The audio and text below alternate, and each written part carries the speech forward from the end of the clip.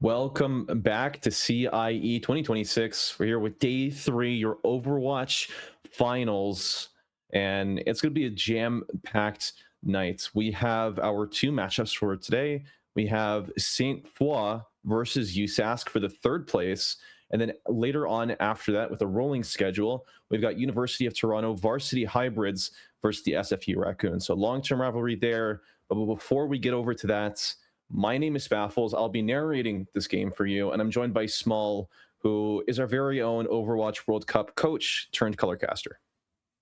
Hey, what's up, Baffles? How you doing? Doing great. You, man? I'm doing awesome. I'm really excited for today's match. As like you said, we have a pretty exciting match for finals, but beforehand, we do have this 3rd place match coming in between USasks and Flame. And while I was looking through those sheets, I was kind of excited for this. This seems like a very close match. There's seed 3 and 4 for those playoffs, so I expect to see some really good action here. Maybe a map 5 banger, dare I say. I don't know. Let's hope for it at least. Yep, hoping is all we can do at this stage, right? Both of these teams have a very strong game plan of what they're going to do. It's worked for them so far to get them to this stage, but now you got to show up or you got to shut up and go home, right? This is your competition here to get 3rd place, which has a portion of the total $400 prize pool. So these teams are definitely going to be trying their hardest for it. So to start us off, we have the Saint Foy roster. Off stream, me and you were chatting. There are some big players to note coming through here, right? We have Frodon on the captain. We have Eternalise, Bladon, Poud, and Flame himself to back them up. Yeah, Flame himself, pretty known for his Junkrat. If you were an early head in Overwatch 2, even Overwatch 1, you know him for being a top 500 Junkrat player, even getting to rank 1 early in Overwatch 2. Not too much into Face It, only really got into it along with Poud and Frodon. We're all in a top open team right now, so you can expect some pretty good level of play from these players. Bladon also a pretty good player. We saw them actually play in the group stage on stream, and they were looking very confident and strong whenever they were playing the Zarya comps, the Diva comps, all kind of comps that play for your flex DPS and play to enable your tank were really their bread and butter here. Yeah, and to tackle this Junkrat, this really strong tank core composition, we have USask, right? Their leader, the Bochi, on that flex supports. It's going to be also supporting the Lactose, She Was My Rock, Joes, and Cher. Now here, I don't actually recognize that many of the players, but looking at the player cards, we do have another Junkrat in here on the supporter role, so I don't expect to actually see some Junkrat from them. But Orisa, Lucio, Tracer, and Ray are all very interesting characters these days. If you're following up with the meta, they're all really good and really good standing compared to what Saint Foy was playing, except for the Diva, we didn't have anything really major coming in, nothing to expect in terms of strong composition picks that we see in Overwatch CS these days. That being said, I still expect this to be a really close match, right? I see that these guys maybe want to lean more towards the poke, and we do actually already have our map pick from Saint Foy here, heading into Lijiang Tower for the first map. What do you hope to see on this map? I mean, Lijiang Tower is one of those classic evergreen Overwatch maps where both of these teams are no doubt extremely practiced on it, whether you go to Control Center, Night Markets, or you go for a stroll in the gardens. You've got a lot of variety in terms of what you can bring. Now, having perks in the game does cut down a little bit on how much we're going to mix things up here between points. So I'm expecting a pretty straight through line, a mix of dive or maybe brawl. But the important point here is these teams are most likely going to handshake, because if you're running 2 very differing team compositions, very differing styles, you can really struggle on the attack or on the defense. Exactly. And a lot of these control maps play off of a mirror, right? They're a Yeah. lot more different than the escorts or the flashpoints or the hybrids. It kind of just comes down to who has the better comp, and then it kind of plays into, which team has the better players. And when we're looking at the matchup like this, where both teams are at a very similar level on paper, we do expect to see some Orisa come out, like you said, some Brawl, some Diva, Yep. those stronger tank picks that can enable your team to take a lot of map space here. I'm wondering if USask isn't wary of the Junkrat. He is pretty strong on most of these maps, actually, being able to spam on bridge, on tower, being able to control the garden on trade market. I'm sorry, and then also obviously control center, really powerful for the Junkrat here from Flame himself. I wonder if we'll get to see it, but we did not actually ban that. I believe we do have our bans here. All right, and with the bans, we do see that Saint Flaw went first, banning out the Lucio. And with the current Interesting. ban system, when you ban out a character, you cannot ban up a follow-up in that same role. So it forces USask away from banning a support character, and instead they're going to target that Bastion, which is an interesting pick, I must say. Interesting Bastion ban. It has been seen a bunch whenever you're looking to ban the Lucio and Overwatch CS in like high tier 2 these days. Yep. It is to get out that cat Bastion comp. You want to protect the cat, make sure that the enemy team doesn't get to kite into rooms with the speed boost that Lucio will bring. So banning the Bastion is a smart answer from USasks. But I don't think Saint Foy wants to be the cat Bastion here, knowing their players. I actually did coach there for a minute, and they're a little bit more familiar with those brawler comps rather than dive. So I do expect them to get in on that. We do have Arton Edison as well, which, if you guys have been there on the group stage, we did see her being put in for some, I believe it was Juno or Mercy. So we might get to see those characters as well. Maybe the Lucio ban is to enable that play style and those heroes for Eternatus. But we're right. We'll go right to this map here. Already control center. Really love this map here. Really love getting to brawl. Really love getting to see which team is going to play the high ground better. See which team's going to play to control the space around the point better. And we do see a Malga mirror coming in from both teams, playing this Symmetra to come out of spawn a bit faster. A bit of an interesting backline here, though, for USask. We are playing the Illari Kiriko, which is a much greedier comp, a lot more poke, a lot more damage coming out of this comp, but we don't have the speed, and it might be an awkward map to actually find the angles if you're playing Illari here, compared to Saint Foy playing a bit more traditional here, coming out with the Juno. Both teams are going to TP out of spawn here. Reaper for Flame, Tracer for Chivose. Just kind of getting into the poke here. Kind of just probing and seeing what we can get. Yeah, both of these teams meet up on that high ground in the Wake Command Center. Instead, Saint Foy are the ones to take this high by storm. The Malgates get sent off the map. Frame one. That is a beautiful start for USask. Before the points even unlock, they get 5 kills and they cap it no problem. Such a fast fight for USask. So I was actually kind of expecting Saint Foy to get home with this first fight, to just actually win it, farm the Orisa with the Maga, but the Boop just came in clutch here, and we do expect to see some swaps from Bladon here, going over to the Diva and be able to wrap over this high ground a bit better. It seems like they want to control this space better. Flame over the Tracer as well to match Jawose, or at least some damage being taken down here. Both recalls are forced, and Flame is getting forced out already. Yeah, difficult position to be in as this Tracer. You want to control those sidelines and getting pushed back this hard is gotta sting. Saint Foy, though, able to secure an initial 2 picks here, making this push onto the point extremely simple. We see Frau getting another kill here onto Jawose, and yes, USask technically have numbers up, but they're all on their way back from the spawn, and Saint Foy are masters at turning the ship around. Really good swap here from Bladon, being able to control this high ground here. This is also the problem, though. Holding close into an Orisa, playing Diva, feels a lot weaker. So playing for the point space and playing for those high grounds is going to be more onto Saint Foy's side.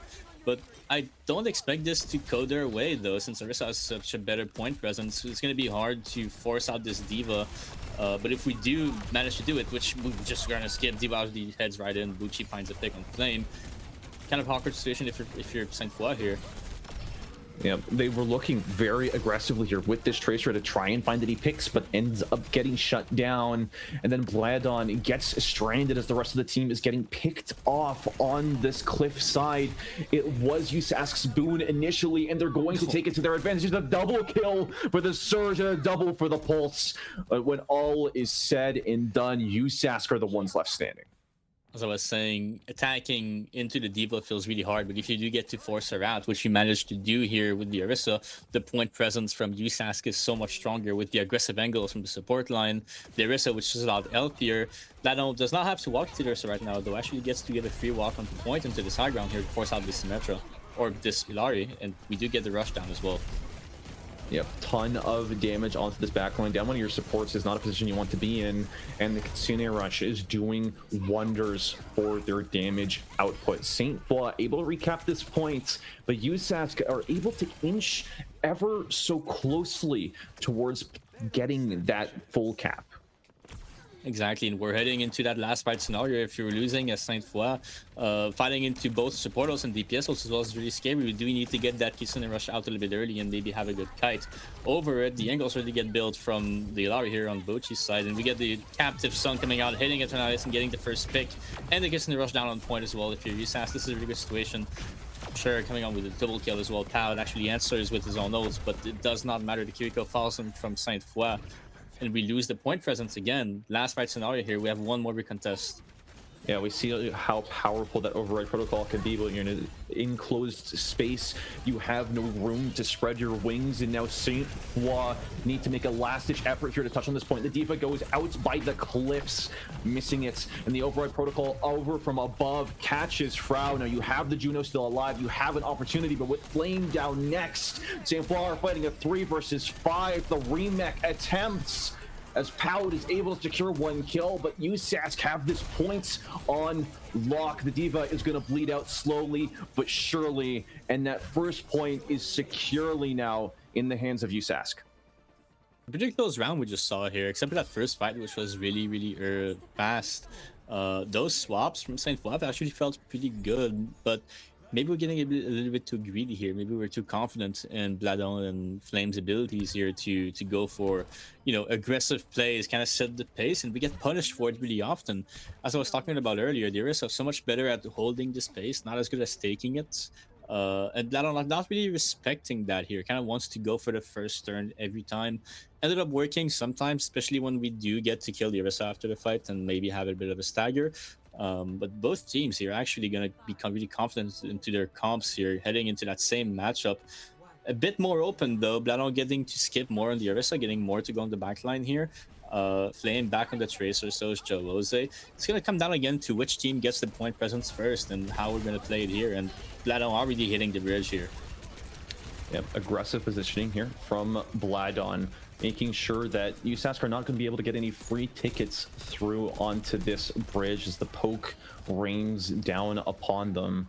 We see, though, Flame setting up this position here on the point, watching the flank, but Cher is the first one to get a kill. Eternalis pays the price for it, and Flame gets one in return. Saint Foix leading this fight now, but Frau falls off the map to equalize things back together. We see She Was My Rock pumping damage into the back of this Diva, is able to do a lot of damage here, pressuring the M-Ray off of the point, but now dropping below 100 HP. Bladon is able to secure that kill, and Saint Foix have a very comfortable claim on this point. Once again, we see the power of the speed boost, the power of the Diva to just control the space around the Orisa a lot better. And this really shown here, just with how Bladon just able to go hit the backline, avoid the Orisa. Getting shot in the back does not matter, leave and go back to the point. And we just see the mastering to control here of his own movement and his own spacing compared to USASK's and their Orisa comp. We're actually going to go to white here, which is a pretty smart choice for USASK. It's a lot easier to get the Orisa down on point, a lot easier as well to isolate the Diva whenever she tries to skip into that that backline. But maybe a bit of a worse spacing for the Illari here. A lot harder to get the angles down, a lot harder to actually find our value. We do get step on point here. And with how close the previous fight was, and you can't expect Frau to jump off the map a second time. You got to really force those angles, as Vladon shows us very well with the kill into Jawos. The override protocol finds one kill, securely moves them off of the flank, and it's another clean sweep here for Saint Foix after investing just one ultimate. Very different pace here. And speaking of pace, both Kitsune rushes online here. I expect both of them to be matched onto the bridge. Saint Foix really wants to hold close here, get those early ults out from USASK. As we see Blano staging for it already, they expect the rotate here to come in clutch again. But USASK already know that's going to happen. They're going to spear the D.Va and try to force her out. D.Va don't really wants to anchor in this position though. Again, trying to force those ultimate outs, but again, so much damage is coming in from the Orisa here. And Captain Son actually comes out here. It gets Suzu, gets step on point as USASK, and Boshi finds the first pick. Yeah, Eternalise gets caught out there by the Captain Son, not grouped up enough. And USASK managed to win this fight off the back of that Kitsune rush. Like you said before, combo that together with the Illari, doing so much pressure, doing so much power with the zoning, and Saint Foix didn't really get an opportunity to use those ults. But again, no ults coming out from Saint Foix is actually good for them. We are going to come up on both support ults and Bomb as well, giving that D.Va a second chance at life, maybe enabling that only this playstyle to get more aggressive. But again, the angles and the power of holding space of the Orisa here, and the Captive Sun coming out of Sheer here, or the kind of Captive Sun, but Override Protocol actually is going to force Saint Foix into respect here and not actually give them the chance to use those ults and to open up the map. Yep, that kill though onto Jawos does buy themselves a little bit more room, and with the Curie being able to teleport back, you have a bit of a faster rotate here onto this point. You see Vladon going up over that wall, looking for an angle here, thanks to the second life provided to them with the self-destruct. Is not able to find enough damage. No coordination here on this team as the Terror Surge comes out, but it gets shut down. Now 1-for-1 losing your tank. USASK has to surrender so much space as Saint Foix charges on through. We see Flame there on that flank. You see the removal of the Illari turrets, and now with the Kitsune rush at the wind at their back, Saint Foix hold them here at this bridge. The Doomfist able to touch, is able to get a kill here onto Poud and to lead them to get a second onto Flame. A last chance pick turned into a masterclass on how to catch your opponents off guard. We are not giving up this point here. We actually never flip, even though we're using the fight so hard. Jawose touching and then letting She Was My Rock actually take lead on that. Putting Saint Foix in a difficult situation here. No ults on the board, except for that Override Protocol from Saint Foix. We expect to see them trying to enable their hit scan with the D.Va kind of hitting in here. We need those picks to happen. We need the touch as well on Saint Foix side. We need to keep touching point. Sure, gonna match the ult here, but I'm gonna find the pylon. Probably gonna find the first pick as well on Sure. We're slowly getting to inch on that point, but again, USASK not giving it up. The Saint Foix fighting tooth and nail for it. You see that dodge onto the Captive Sun, rendering it useless. And now this Illari is stuck outside of the points. Rock almost able to get the touch in on the Doomfist, but was too little, too late. Saint Foix tie up the score 1-1. You know, a really close game we're having here. I didn't expect USASK to actually come back on that point after Saint Foix got to step on and had so many ults ready for them. But those early picks coming in from the USASK DPS here, and also their resilience to keep touching, keep having good discipline between Trisha touches point, does not want to go for damage, just wants to play her alive, and then having second touch coming from She Was My Rock here. Really coming in clutch for USASK, and we're actually gonna go lean into that dive playstyle a little bit more, playing the Winston on USASK's side. I don't know about this pick, knowing that Bladon wants to play the D.Va here. That feels really scary. That feels really oppressive. And then we also, that early staging from Bladon, we keep seeing, able to just take so much of the map space here, so much of the enemy team's HP coming down just because the D.Va is so far up in space. Gives Flame and Pow a lot of room to play the game, and She Was My Rock getting punished for it so early on. Yeah, taking those aggressive positions is good and all, but when you're getting pelted that much with the debuff on the healing, there is no opportunity to look for those angles that you need with that space. Now, Saint Foix have such a strong control here on the neutral space. USASK are forced to do nothing but retreat and get a little bit of ult charge while they do it, as Saint Foix secure the first cap. Flame already here for the first pick onto Jabose, which stuck in the back line. Bladon is out of mech though. This is a very early situation, a very awkward situation for Saint Croix. We do actually get to take this fight as a 4v5 and maybe get the D-mech onto the Diva. If we don't get it though, very hard spot for USAS having to fight the Diva with mech coming back into this point. We're still all around the angles as Saint Croix here. She was my raw gonna get forced out really quick, but oh my god, the first pick from Bochi. You know, the kill there onto Flame shuts down so much of what Saint Foy have been relying on, but now you have that Diva back in that mech, able to contest a lot of space for you, but you Sask are more than happy with dragging this out. We see the Winston get caught around the corner and executed for it, and now one after another, USAS continues to fall, and Saint Foy, after losing 27% of the point in a fight that they shouldn't have lost, are able to retake control. Once again here, this kind of really just plays for the angle control, right? Being able as Saint Foy to deny the Solari from playing the game, having your Tracer have a lot of space that comes in from Bladon taking the front line, forcing respect, helping the DPS take those angles. But Bochi always somehow able to find their opening and find the right damage here again, tilting down Bladon, forcing him out of his space. We really have to do something about that if you're Flame.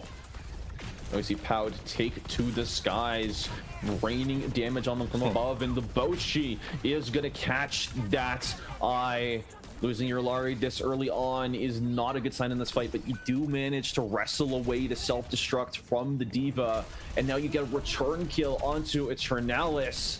And without your speed boost, without that source of healing, Just My Rock is raining with terror, getting that kill with the primal, but it's going to be the captive Sun eaten by Bladon, protecting that back line, and now Rock drops down to 1 HP, able to retreat, but not until Saint Foy managed to secure more kills of their own. USASK are dragging this fight out as they did manage to get a cap in the middle of all this bloodshed. We see Cher looking for that angle, able to get 1 kill, but they're still fighting from a deficit. That's how long this fight has gone on, and ultimately Saint Foy might come out victorious, but they have yet again lost control of the point in the process. Again, those point flips from as being able to force Saint Foy to leave point, go deal with the aggressive angles of Bochi, really coming in clutch for them. This is making this a much closer map, even though they're losing a lot more fights than Saint Foy is winning. And yet again, Bladon just in the front line here, always looking to press on Adelario, maybe looking to deny her more, but oh my god, Bochi finds the pick on Flame, makes herself live, and Bladon does find the pick, but it is way too late. You see Bladon actually managed to clean up. Yep, constantly, right? The same storyline that we're seeing repeat itself. Saint Foy able to win these fights, but not until USASK wrestled control of the point away from them. And now analyzing this, the Orisa swap is really strong at continuing to bunker down. We see Flame get another kill here onto Lactose, but the Kiri for Kiri trade has come through, and now losing Poud, Saint Foy are at risk of losing this entire map. Really coming in clutch here for sure to actually find the pick on Flame. We are gonna pop down Orbital Ray from Eternalis, but they're gonna get picked for it, and Bladon trying to step on so hard, but actually gets body blocked, has to use cooldowns. We do have that bomb for that second life. We're able to pop it off. Out coming in with the Overlord Protocol here, actually be able to step on point, but gonna get shut down so fast by Jawose. Jawose actually finding a second pick on Frofodon and not able to actually win this map for Saint Foy. Again, those flips and those control taken from USASK coming in so clutch. I believe we had about even in terms of the fight wins for both teams when we come to that last fight. But this is so surprising to me. This is so surprising how Saint Foy wants to respect Bochi so much on the angle. They're going to forget to control the point. They're going to forget to go step on. And Bochi somehow always manages to just live and find that pick later on to the fight. A really big opening from USASK, a really big factor of, you know, clutching those fights with the support line.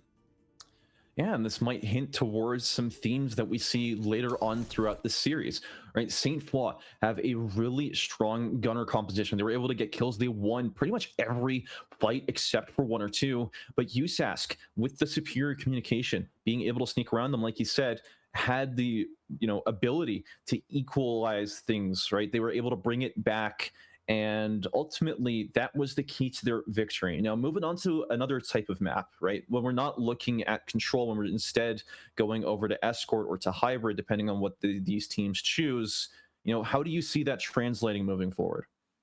I do believe that's going to play into USAS's favor. I think if you're Saint Foy, you kind of have to play into a map where, want to deny those angles, want to deny the possibility of taking flanks because you want to deny the Lari. Now thinking back, if you're Saint Foy, do you really want to keep banning supports that enable that broad play style like the Lucio? I think maybe looking to ban the Lari, maybe looking to ban the Orisa is probably a smart move if you're going to keep playing those dive your comps, those comps that play more to force out the enemy tank and then help your DPS take angles, because you really have to go deny that Ilari from Bochi here onto USASK's side. So probably expect to not see some roots, not see some more of those open maps. Maybe we'll get to see some Shambali, maybe we'll get to see some King's Row as well. Closer maps where getting up and close is really going to favor Bladon's playstyle of Yeah. being an aggressive tank. Yeah, that's one of the strengths that, losing first map, as ironic as it may be, right? You are down 1 point in the series, but you get to bring them to your home turf. You get to hopefully, introduce that variance and that extra power that you need. Because let me remind you, St. Paul were the ones that chose Li Jiang. And Oh yeah. to have things go the way it did, to have that advantage just evaporate in your hands, it does feel bad. Now, the next map in this series is going to be Dorado. How does that play into the game plan that we were expecting? I did not expect that from Saint Foy. Dorado is a very, very divey map. The is actually really playable in this. A lot of the times, if you've been keeping up with Overwatch CS and you've been keeping up with all of these higher leagues as well as World Cup and Face It Master League, people really like to play Ilari in here. Really like to get up and close on those angles. Like to play the Ana as well with it and play some greedier backlines that really want to play to shoot their guns and get aggressive. But then again, we only saw the monkey come out of USASK against Bladon's Diva. Maybe that's going to be really scary. I wonder if Saint Foy is going to think of this and maybe protect ban the Diva here. Maybe banning out a Hazard, maybe a Winston, maybe even the Orisa. Orisa still really good at anchoring down on the cart, even if the map isn't as good for it. If you can clear those high grounds and then force enemy team into a brawl fight on cart, then maybe the Orisa can work. But not what I expected. On USASK's side, you're probably really happy about that one. Yeah, I will echo that sentiment, right? We talked so much about how USASK want these kinds of engagements, they want these angles, and they're getting exactly what they were asking for. And we do also have the bans prepared for this next matchup. In Saint Foy, choose to ban Emery. All right, so another really big component of that plan, like you said before. Yeah, the Emery ban really coming in good here. I think Poud was a very oppressive hit scare on that map, especially those of our protocols that actually were a little bit more into Saint Foy's side, a little bit more picks we saw come out of it. And then I fully expected this from USASK's Diva ban to deny Bladon's Diva. Bladon was really oppressive, really good at forcing out this Winston from USASK's. But I do know one thing from Bladon is that he does love some Wrecking Ball. So I wonder, are we going to get to see this? We're going to see a classic monkey mirror, or both teams, are they going to go back to a brawl tank?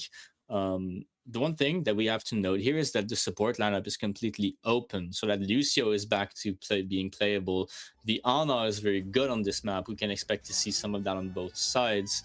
As we head into this map, let's see what teams are looking to play here. Yeah, like there's just so much open available to them. I will say I'm a little bit partial to seeing a ball come out. I always love seeing these tank specialists or your hero specialists rise up to the challenge and bring their own touch of flavor to the meta, right? With the current state of everything, you've hammered that point home. Everything is open. It feels like there's a lot more variety than we have had in a while. You're not really pigeonholed into running Kiri Lucio and then building a team composition around that. And as we say that, right, we see Vlad on there on that Wrecking Ball. Exactly. Even on the defense here, Wrecking Ball really oppressive on that map.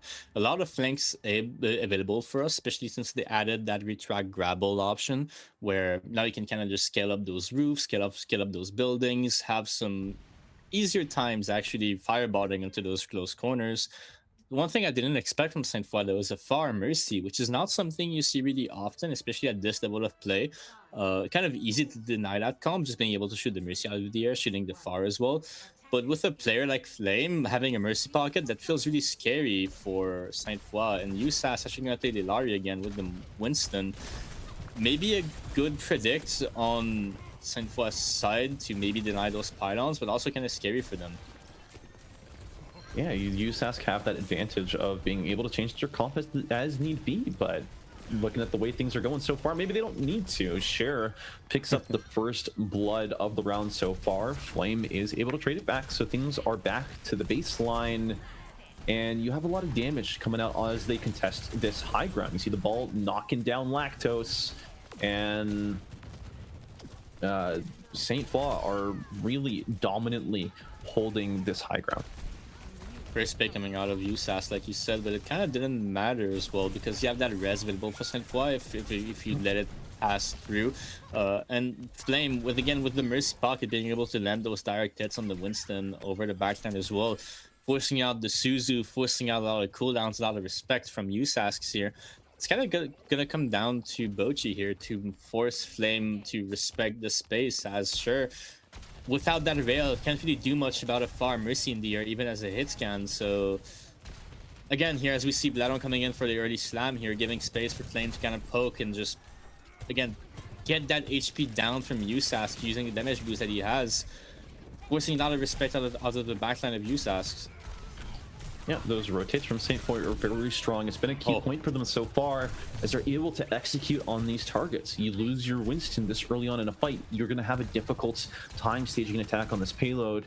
I think one thing that may have gone a little under our radar, same way Saint Foy's has, is USASK were able to, even though they lost the first fight, escort the payload a really long distance, and that gives them a lot of extra leverage when it comes to attacking here next.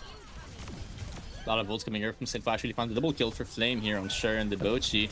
The Mind's making space as well for Flame, that closing out that triple kill. But again, the Tracer being on card for USAS, getting a little bit more progress here. This is a big theme whenever you get to those escort maps, because there's so many high grounds, so many vantage points to control as the defense. Whenever the attack goes onto them, the Tracer can kind of just use the fact that we're looking elsewhere to go push point. This is exactly what we're seeing here from USAS. Pow not able to go match Jawose on point, not able to deny all of that space, even though we're diving the high grounds and winning them as Saint Foy. Pow kind of just has to go contest card, which we're not doing as C9 coming in from Shiva's Rock here, kind of again praying for Saint Foy not to turn around, and the Bochi gonna kind of commit on that afterwards. Yep, showing Farah who's the real queen of these skies. Bochi shuts her down right after Mercy used her res. Kitsune Rush runs through this point, getting Saint Foy a lot of extra room to work with. As Myrock is able to secure one kill, Jawose with a second, and USASK have managed to break through the strong defense thanks to some expertly placed shots. As we can see here, USAS closing in on this point. We do have the Kitsune Rush available for them, and also the Pulse Bomb, where we'll see She Was My Rock making the stop over to Hazard, maybe looking to have that wall to control the ball a little bit more, making the rollouts a little bit harder to act upon. And, you know, if you're USASK here, controlling this high ground is going to be very important to get a good Kitsune Rush down, but into the Flames far end the ball, you'll be able to disrupt as well. It feels like an impossible task to get up here. Yeah, but this task, at least for USASK, is a little bit easier given the characters that they have picked up. You see Saint Foy looking for those angles, trying to shoot them from multiple directions, and it's going to pay off as Cher has no way to get out of a tough situation. The TP come out from the Kiriko, but it's not going to save her for long as Poud is hunting her down. Just Myrock is able to get an exit frag onto Eternalis. But as this fight has reached its early conclusion, Saint Foy proved to us yet again why they're so comfortable on this map. You know, we did talk about the perks earlier and how it changes the game. I think this is a prime example here. Afar getting that concussion damage perk, 50 extra damage on the explosion, makes, especially with the Mercy Pocket, the one tap's a lot easier, especially once you get to that major perk with the extra rockets you'll have. Really hard to actually walk into here, and sure, actually gonna respect that, and you move versus Cassidy also having the flashbang for the ball, but Flame just says he doesn't care and actually goes to Barrage, sure, and finds the first pick to open up the fight. Yep, no more hit scan for you. That's your game plan against the Pharah, taken off the board so early on into this fight. You're struggling to really control a lot of this high ground. And Saint Foix are seemingly experts at destabilizing. That's the big key word here. Right, looking for these angles. We see a re-engage here from Bladon. Gets dropped down to low HP, but does what a ball does best and rolls away from the fight. And we see here the pulse bomb sticks onto them, and you can't escape that. A cheeky res from Eternalis, thanks to the Valkyrie, is able to bring them back into the picture, and you don't have a pulse bomb twice in one fight. The captive Sun gets dropped onto this high ground. A headshot right after means both. She secures the kill onto Fro, and now with just a mercy pump and heals to you, no longer is Saint Foix able to continue this hold. The res is really a double-edged sword into USASK here with the wall, with the tracer as well. As soon as you try to get that res down, you're kind of forcing yourself into an awkward spot where you just stagger yourself and get yourself up to a small room. But Flame finds the first pick on Jawos here with the pearl and the one tap. As I was saying, that major perk here for Far really coming in clutch. Another barrage coming in from him as well. Finds the second pick onto She Was My Rock, and seems like a pretty one-sided fight here for Saint Foix. Yeah. They are not ones to really repeat the same mistakes twice. You see how when they lose a fight, they always come back just that little bit stronger, and they're able to sweep their way against the opponents. Now, when you're in a situation like this, the payload is so close to its conclusion, but also the timer. So Saint Foix and USASK both alike are feeling a lot of pressure as a continuing rush from Frau up through this high ground. Means that Flame is able to find enough damage here to one-shot Jawos. The pulse bomb onto the Ulting Cassidy is going to prevent them from pulling that trigger. And Saint Foix have managed to suppress USASK's attack after 1 point and 89 meters. Once again, that second point really oppressive for the Pharah, especially with the damage boost. We did see how many times USASK tried to go up these stairs just to have a ball rolling through from the backline. As soon as we turn around to shoot at that ball, Flame just peeks over the high ground and lobs in those rockets, has the boop to prevent people from actually wrapping in. It is kind of an oppressive comp. I didn't expect the Mercy to work so well onto Saint Foix's side. And those reses as well, kind of just denying that early pick that USASK gonna have. Kind of makes having a hit scan not as worth it, right? Hit scan really the role to open up the fights here, have the main damage of the team forcing out those tanks. But again, how do you force out a ball? How do you get the first pick and secure it whenever there's a res to play? Sure, gonna be confident though into coming back on the Cassidy here to deny the Pharah, and Joels is actually good to join us on that, really playing the Echo again. I think Flame is the person you want to deny if you're USASK. Want to deny the Pharah from following up onto Bladon, especially since now Pal's gonna have a bit of a different role. Rather than hitting with the ball, hitting and onto the hits, he's gonna look more to push the card up, right? As soon as we get to the high ground on Saint Foix's side, send the Tracer low ground, send her on cart, look to get that free progress in. And once again here, another lobby coming out from USASK as well. I wonder how we're going to be able to control the cart without a Tracer, without a main support like a Lucia to go contest it. Maybe the Winston's going to be the key here to just mash the bottom cart and match the Tracer. Yeah, potentially. And this is one of those attacks where it really suits Saint Foix's skill set. You're able to win these fights on escorts. You're going to have a lot of extra free space to work with, and you're going to be able to escort that payload after the fact. Yes, it won't be as fast. You might take an extra fight where other teams wouldn't have to, but getting the payload to the end is ultimately what matters because there's no more overtime potential at play. As we see here, Bladon really coming into those high grounds, really looking to be oppressive. But She Was My Rock finding the first pick on Pro immediately here, as I was speaking about Bladon. And oh my god, both supports are already down on Saint Foix's side. But Flame looks to trade on these. Those trades are really good for the attacking side right now, since the spawn is so much further for the defense. Flame actually looking to live here and not get traded further into the backline. Maybe looking to a spawn camp, but She Was My Rock really looking to chase on that. Is it worth it though? Is it worth it to let the ball kind of wrap in through forward? Flame again getting a lot of value here from just living. Yeah, not really sure how they're able to get two members past the majority of the defending team here, but hey, if it works, it works. And you know, Flame continues to prove to us that no plan is a bad plan as long as it's not failing. Looking at the other side of the point, though, we see Vladon struggling here for control of the payload. We see Poud trade in a 1-for-1 with the Bochi and able to get themselves another kill. Pretty nicely done. Saint Foy are going to be able to cap this point without too much resistance. As we see here, Flame able to come back from the depths of the enemy team spawn to actually find a pick as well and help them to clean up. It's going to be a pretty easy capture for Saint Foy. We do get a recontest, but it's not in time, and the mine does get baited out, but seems like Saint Foy is going to rack up another win of the point here and actually get some progress off of that mistake from USASK's. And again, that gives a lot of space for Flame to kind of just wrap around the enemy team, get those flanks, get those really aggressive angles in, and just kind of deny both hit scans, the Ilari and the Cassidy, from playing the game and actually doing what they want to do, which is to deny the ball and deny Flame. We're maybe focusing too much on Flame and letting Blado and Pow getting in through, and as soon as we look away from one side, the other side just comes in, as we see Flame demonstrates here with the barrage, but gets denied. Yeah. Being able to shut down that far is exactly what you were asking for, and now you see the captive Sun, but the Valkyrie is able to get that Mercy just enough distance to escape, and Alpoud gets the pulse bomb kill there onto Cher, and that's the potential weakening of that defending team that you're looking for. In the pile drive onto the point, we see Frau drop that Kitsune Rush, a return one from Lactose, and now both of those teams empowered by the power of the Kitsune. Flame is the one to get this kill with all the buffs shoved right back at the defending team. Javos copies this Pharah, trying to recreate some of that magic, but you're just a shallow imitation as USASK are struggling here. We see Flame back into the back line, back into that aggressive position. Gonna look to bait USAS to go fight him again, but they don't take that bait. Actually, they do. The Cassidy falls onto that, but again, as soon as we look away from the Pharah, we have the ball coming in. As soon as we look away from the ball, we have the Pharah coming in, but we actually find those picks. Actually, the hit scans able to come in clutch here, find the first picks, and Shurker to clean up on the Mercy nicely here.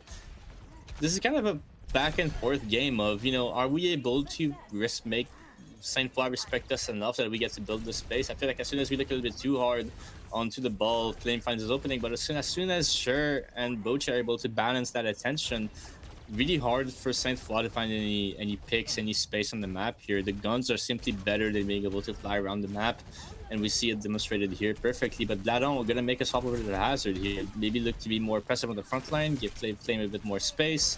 We'd have the barrage coming in as well into the last fight scenario if you're USASH, you don't want to lose this with no ults as well. A pretty rough spot to be in. You have all eyes here on Flam to make this magic happen. We see the violent spikes drag them through the mud. Cher is able to shut down Flame before the barrage comes out. But the fight drags back to a halt as Eternalist is able to pop the Valkyrie. Oh my god. Look for the res, is able to get it onto Flame, but at the cost of her own life. A support for a DPS trade is not what you want in this situation, but it's what it seems like they need as the barrage gets ripped. Lactose is the one to catch the majority of it, and this Pharah continuing to do this damage. They're not able to break through, and USASK have managed to slow down the fight long enough to build up their ults.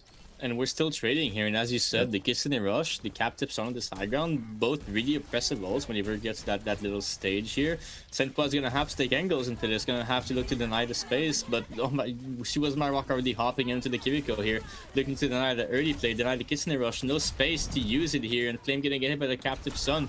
Those support ults coming in clutch for USASK, but Flame actually finding the pick and not falling down to the explosion afterwards. Find the second pick on Lactose, no supports on USAS's side.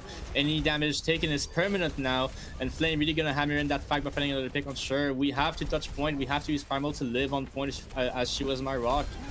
Able to live here, finds the pick on Eternalis, but once again, Cloud finding the pylon here, coming in with round on Lucio as well, looking to hammer in that last fight. 30 seconds left on the clock. Saint Foy has to find some more picks here, but actually going to favor a stable. I don't know if that's the right choice. Yep, you now have 15 seconds left. Any fight will be your last, and you need to get this touch in. We see Poud ready in position to get on top of this. Flamed on the other side of the map, looking to see if they're getting any angles. Lactose sends their Kitsune Rush onto the points, getting themselves a pretty nice tactical advantage. We see Poud going in deep, looking for those angles on top of the Illari, but otherwise Vladon is able to shut down Lactose, losing themselves in the process. Flames get taken down, Eternalist is cuts, but Poud gets a kill there onto Bocce. Ultimately, USASK are able to pull it back by the tips of their fingers, preventing St. Flaw from equalizing the score and propelling USASK towards series point. Such an impressive performance from Bocce here, actually able to, as soon as we get some damage down on the enemy team's tank, we just kind of roll around and say, where's this Pharah? Where's this Pharah that I can shoot down and deny the space? And then if we're focusing more on the Pharah with Sure on the hit scan, then we're kind of just looking to deny this tank, deny the other side of the map here. And we do actually manage to even out our stats. I don't know if you saw on the stat boards, Baffles, but Bocce actually 10k damage and healing in 10 minutes. That's a lot of stats coming out from one Illari. Yep. You really got to study up on your Bocce theory, right? Stole that one here from our prods in the Discord, but it's absolutely correct, right? You need to look out for this Illari who's doing just a disproportionate amount of damage and all the healing to boot. You saw the Captive Sons, the amount of impact that they had. The Pharah was able to airshot her, yes, during one of those, but that's a miracle, right? You know as well as I do that a Pharah shooting another one in the sky is a 1 in 10 shot. That's not a play you can bet on, even when you're playing like Flame, you know, a champ player that has been playing the Pharah for a long time. You don't really want to bet on that, right? You want to bet to shoot down the hit scan, deny it from play. And I think that coordination from Saint Foy to actually jiggle attention and have some hits with the ball was pretty good. But once again, Bocce just able to live, as we saw in that last fight, having a Tracer on top of her, having other angles to fight at the same time, was able to just kite, have that pylon to heal herself, and then just come back into the fray, able to shoot down that Pharah. Again, angle control, starting main, baiting the enemy team to go hit you on main and just kiting back to those angles seems to really be USASK's bread and butter, and they don't seem to be letting up on it.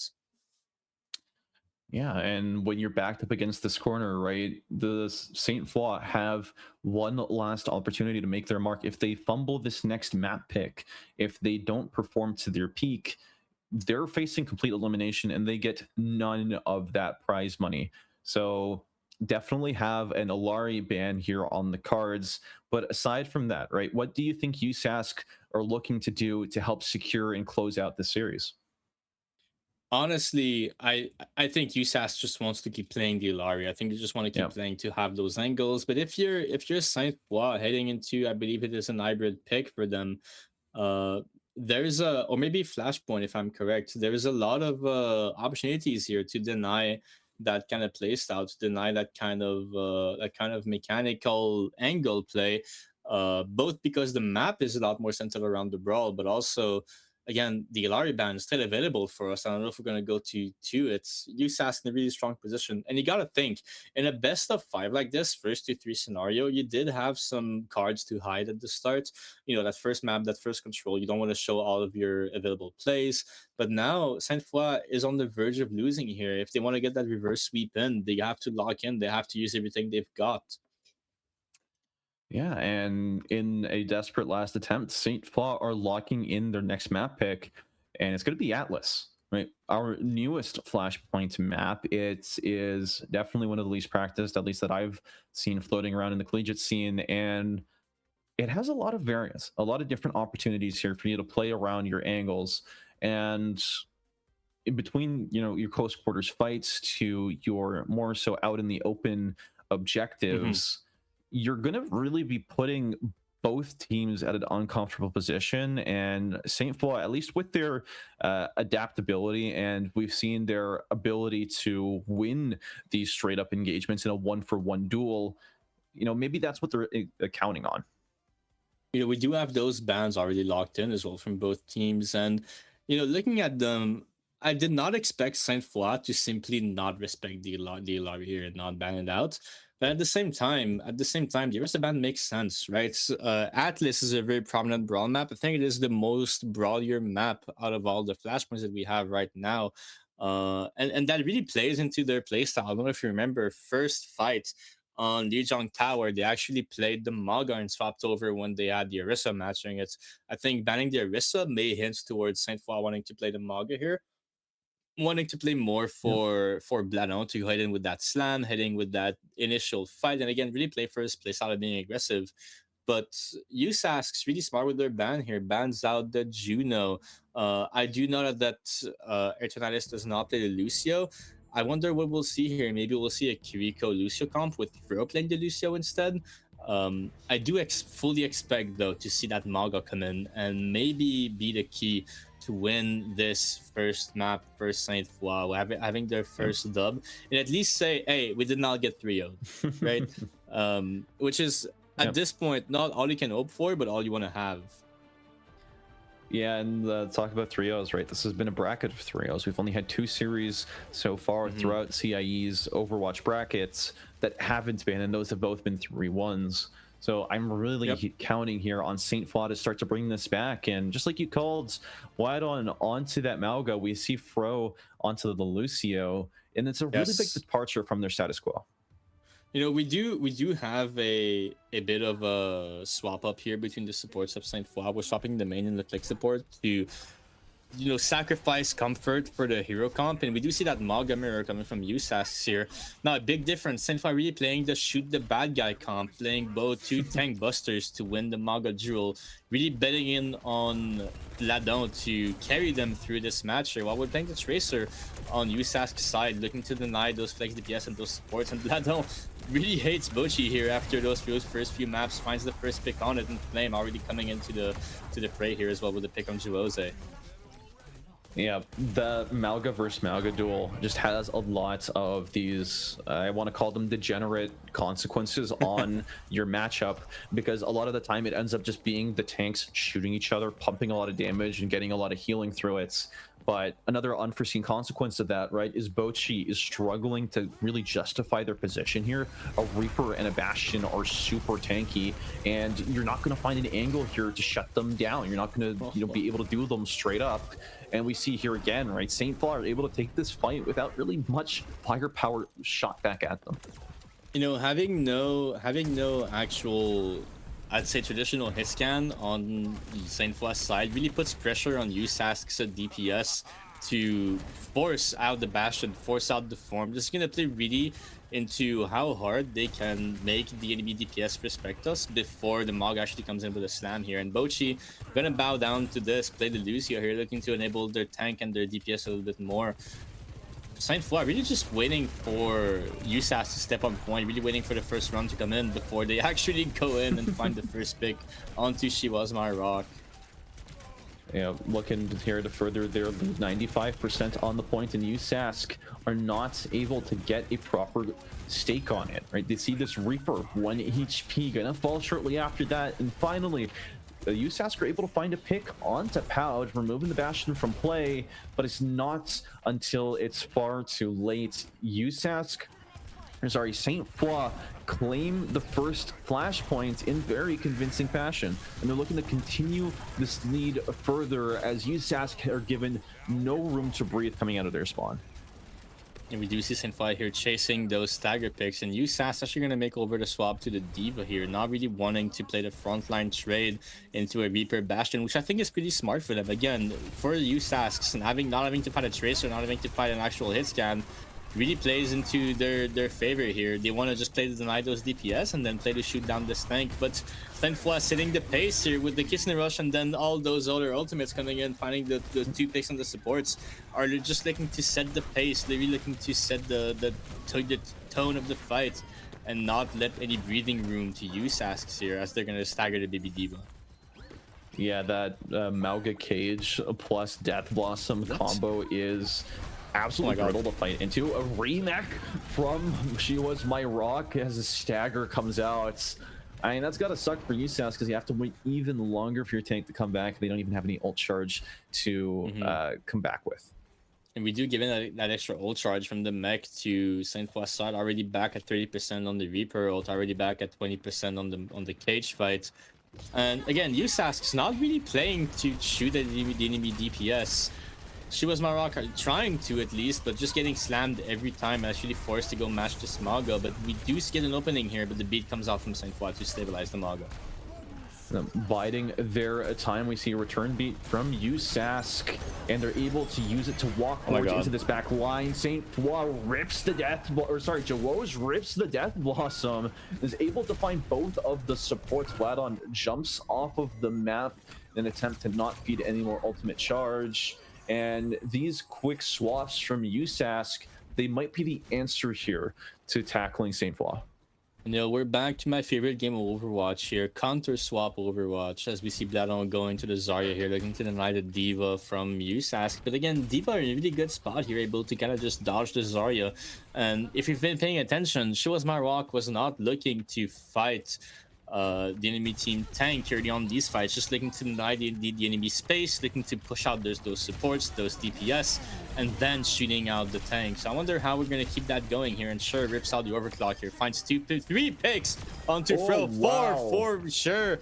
The 4K to close out this second point onto Atlas, giving a pretty convincing showing for USask here when those swaps happen. And again, so much pressure on Saint Foy to go shoot at the enemy team tank, to go shoot at Showas Maroc, but a completely different story whenever you're looking at USask's mentality here of just looking to shoot at the DPS, ignore the tank, make them feed, make them isolated, and then turn out that pick at the very end. Really looking to cash in on those angle takings, and this what they've been shining on through this whole series here, playing the angles. Yeah, now Saint Foy are looking hungry. They're looking for these kills, and they're able to find one on the Lactose. It's traded back as they lose their own Reaper. And now Jawos is the next one to fall at the hands of this Hyper Beam. Bouchy knocks Pout off the map. A kill comes out onto Eternal List. And with only the Lucio to keep you up, you're not going to be able to stand much of a fight. The beam goes through the defensive matrix and knocks Showas Maroc out of their mech. Flame able to secure that kill, and Saint Foy, although it looked so bad, are able to get this first cap. You know, the Zarya video double edge here again. It is so easy to skip her and get to the backline, but if she does manage to live in the fight and stack with her team and just enable the DPS to make plays, she becomes the carry with the full charge here. And again, USask now kind of has to respect that, kind of has to stop playing to shoot at the enemy team support, and has to make Bladon respect the space, force him out, and try to kill him, try to actually get an elimination on him to prevent that charge. But the 5-man grab coming in the from Saint Foy catches everyone, leaving none behind. It's almost like they're listening to us here on this caster desk. Every time we glaze USask, Saint Foy steps up. When we glaze Saint Foy, USask strikes back harder. And now this is their opportunity to turn the tables yet again, as with 70% on this capture point, USask need to act now or else they're going to lose out on this point. 5 ultimates ready for USask here. We see three of them rip out, both support ults in play. Sure, coming out with an overclock, looking for that star play again. Gets zoned out by Bladon though, but so many resources used for him, actually falls to the Reaper afterwards. We're gonna answer with Bastion's ulti, but Showas Maroc gonna bomb him and answer. Flame on the Vendetta here, finds a trade pick on Lactose. Eternalize falls off the map, and Fro falling off as well. USask taking control at this point here, and this was a really interesting fight with all the ults that came out. Flame over to the Vendetta here, coming back to the old meta with the Soj swap as well from Poud. We're now betting more on our DPS to start the fight here on Saint Foy's side, really looking to deny that an enemy Soj, abusing the fight without a Tracer to deny, but Showas Maroc already heading in here. Yep, able to get that kill thanks to the pocket onto Jawos. And USask end this fight before it even started. Now, they did have to invest 2 ults to make it happen, but getting that point progress is all you need, right? Yeah, exactly. We're heading into a last fight scenario for this 3rd point of Atlas. With nothing on the board from both teams, it's really going to be a macro matchup of which team gets to enter first. And Saint Foy not really respecting the Reaper here, getting into that really close quarter space against the D.Va and the Reaper, really dangerous for your backline. But we're actually going to have the first move, sending Flame in with the bubble, using a cooldown cycle to force out the angles, but not actually getting the elimination off of it. Now we have to touch. Flame forced to give up a actually good fight here to go on the point. That gives an entry for Saint Foy though. And we see them there throwing out those projected edges, looking in deep for that kill onto the Sojourn as the overtime was almost faded. Do this Reaper teleport here onto this high ground, contesting Pout in their own domain. You see Frau secure the first kill onto Jawos, a major player off the board from USAC as the rest of them fall shortly after. St. Foy secure this point, put themselves in a position to potentially have their first map of the series. You know, Zar Vendetta, a very impressive comp that plays really for your DPS. In top play, we have seen it less and less, especially after those nerfs. Even the buff that we had on Vendetta afterwards to give her back that HP she was missing didn't really make up for the range that you lost on the sword. But when you're, again, a team like Flame in a tier 3 environment, playing for your DPS might just be what you need to make happen to deny that diva and just start those fights in the right way. Yep, so many counter picks. It's a surprise that the Diva is still in play at this point with Graviton Flux, and top of that, a Sundering Blade as well. This, what I thought would be an over-investment, ends up being very well justified as it secures them that first cap, and they still maintain a really commanding lead over USASC in the ult department. And you know, we were talking about USASC playing the Diva. We actually have to swap over to the Zarya here. We're playing two very similar comps, playing for the flex DPS to open up the fights. Except the Reaper falling a bit more in line to the middle here, having a little bit more comfort since when that dire triggers became an ability. And Vendetta lost so much of that mobility as well with the range on the overhead strike. Maybe that will go onto USASC's way a bit more as we open up the fight with Beat. Oh, yeah, the beats dropped for both sides. Cher were able to do what Cher does and shuts down Bladon, does a lot of damage there to Fro on their way out. And ultimately able to get another kill here onto Pout, who gets pulled out of position. USASC show up and they do it big with that Zarya swap, like you said. We do have a really high stakes fight coming up here. Both teams have the Kitsune rush. It's gonna be about USASC. How hard can they stall before St. Foy gets to step on point? The longer this fight goes on, the more USASC is favored as they're coming into that Blossom as well. They want to really have the aggressive Blossom, but they can't do that with cooldowns in play from St. Foy. The first bubble is already down from Bladon. Want to keep hammering those down, and oh my god, we rip it. Get the Blossom sent in deep, but the boof backwards is going to prevent them from getting any kills off of it immediately. It's a 1-for-1 trade. Make that 2 for St. Foy. Make it 3. And they are running away with this fight. USASC might have maintained the point until this, until the fight's conclusion. And now St. Foy are marching towards last fight territory. We are potentially in the last fight of the series, folks, as USASC gonna look to head in with the Kitsune Rush. Both grabs are pretty much even, but St. Foy making it hard to walk up here with Kitsune Rush and Overclock coming down. First pick for Flame on sure here. The carry of USASC already down. We do have to kite towards point, but it is so hard to touch when we're so down in resources. Yeah, we see that Zarya eventually making her way over to the point, but with no one left on the team but her. You've got yourself in a difficult position. St. Foy are able to pull back victory from the jaws of defeat and get their first map on the board. Now, they are behind 2-1, but, I mean, who said a reverse sweep was impossible?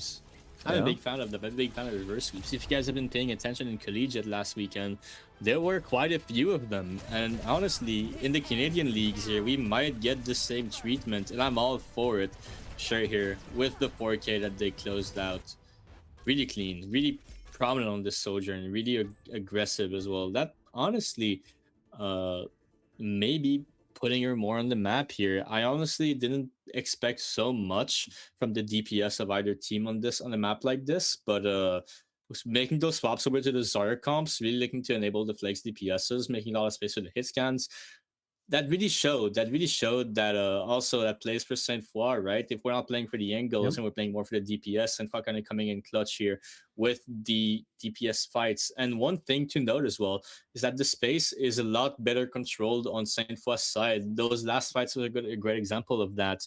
Both teams in the same scenario made different choices. USASC made the choice to rip the Death Blossom into St. Foy spawn and keep pushing, and got punished for pushing so hard, while St. Foy just ulted in the choke, ripped the OC, ripped the Kitsune Rush, and just stood there, right? Just made the walk up Yep. hard instead of walking up, and had a much more discipline when it comes to those ult fights in the Brawl Mirror.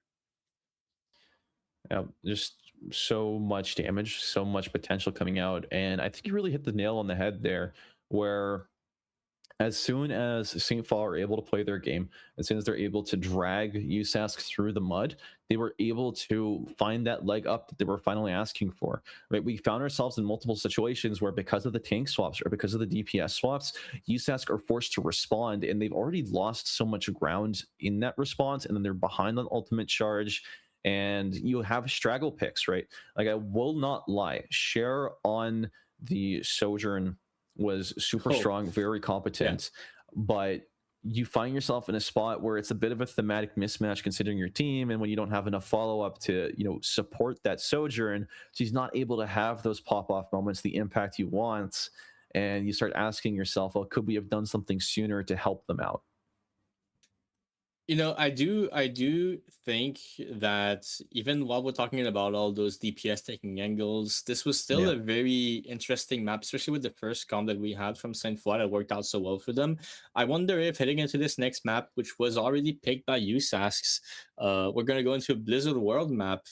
If Saint Foy is not gonna go down to the shoot the bad guy comp route again with the Bastion Reaper comp, which is not, again, not a very traditional comp that you see, kind of a, if I may so say myself, a noob check comp, where it kind of falls down to the, can you recognize what this comp is weak at and not just strong at? And it is controlling the angles, is this controlling the space around the tank, which USAS kind of just failed to do, right? They saw the Bastion, they saw the Reaper, they were like, oh, let's just play to shoot them, right? When basically just baiting the Wraith out, baiting the Bastion form out, and then playing the angles, then playing around the point, playing to kill those DPS with the Tracer that is just so much faster and has so much more presence on the angles. They weren't able to capitalize on that. They had to counter swap to actually find the answer. So I think maybe seeing some weird comps, seeing something come out that is very untraditional from Saint Foy is what we want to expect. Again, the farmers, he also played for that, also played for a big strength versus a big weakness. We have the strength of the damage, we have the weakness of, again, the angles that we saw Bochi abuse of. We actually had the answer this time. Um, I don't know what to expect from Saint Foy, to be honest. I do expect Yep. Dilari to come back up from Bochi. Unless Saint Foy bans it, this might be the time. Again, we have not seen a lot of respect out of Saint Foy on that Dilari pick. We did not see a lot of concern when it comes to Bochi, but Bochi really been carrying those matchups.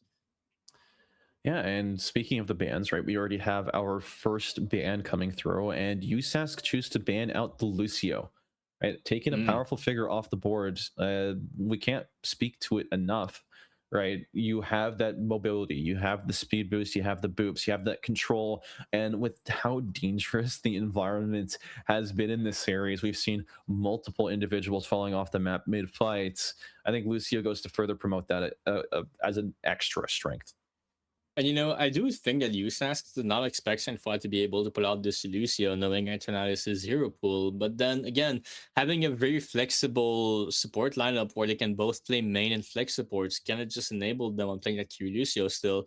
Now, I don't think we're banning out the Lucio necessarily. I think this is more of a, we want to play Lari, let's look to protect it. What is the next best ban to Okay. protect it? Then it's Lucio, right? And then we have Saint Foy answering with a Tracer ban here. That may hint again towards playing the Vendetta. Vendetta really weak into the Tracer, really weak into playing against the angles. Again, those comps to the Reaper, the Bastion, the Pharah, the Vendetta, whenever you're not playing a flex DPS that plays to control angles like Genji or Tracer, you really hate to play into them, right? You really hate Yep. to play into them. And this is what Saint Foy wants to do here. They want to abuse the fact that they have a more frontliney DPS hero pool and a more frontliney tank to not have to play into those angles, and banning Tracer makes a lot of sense for that.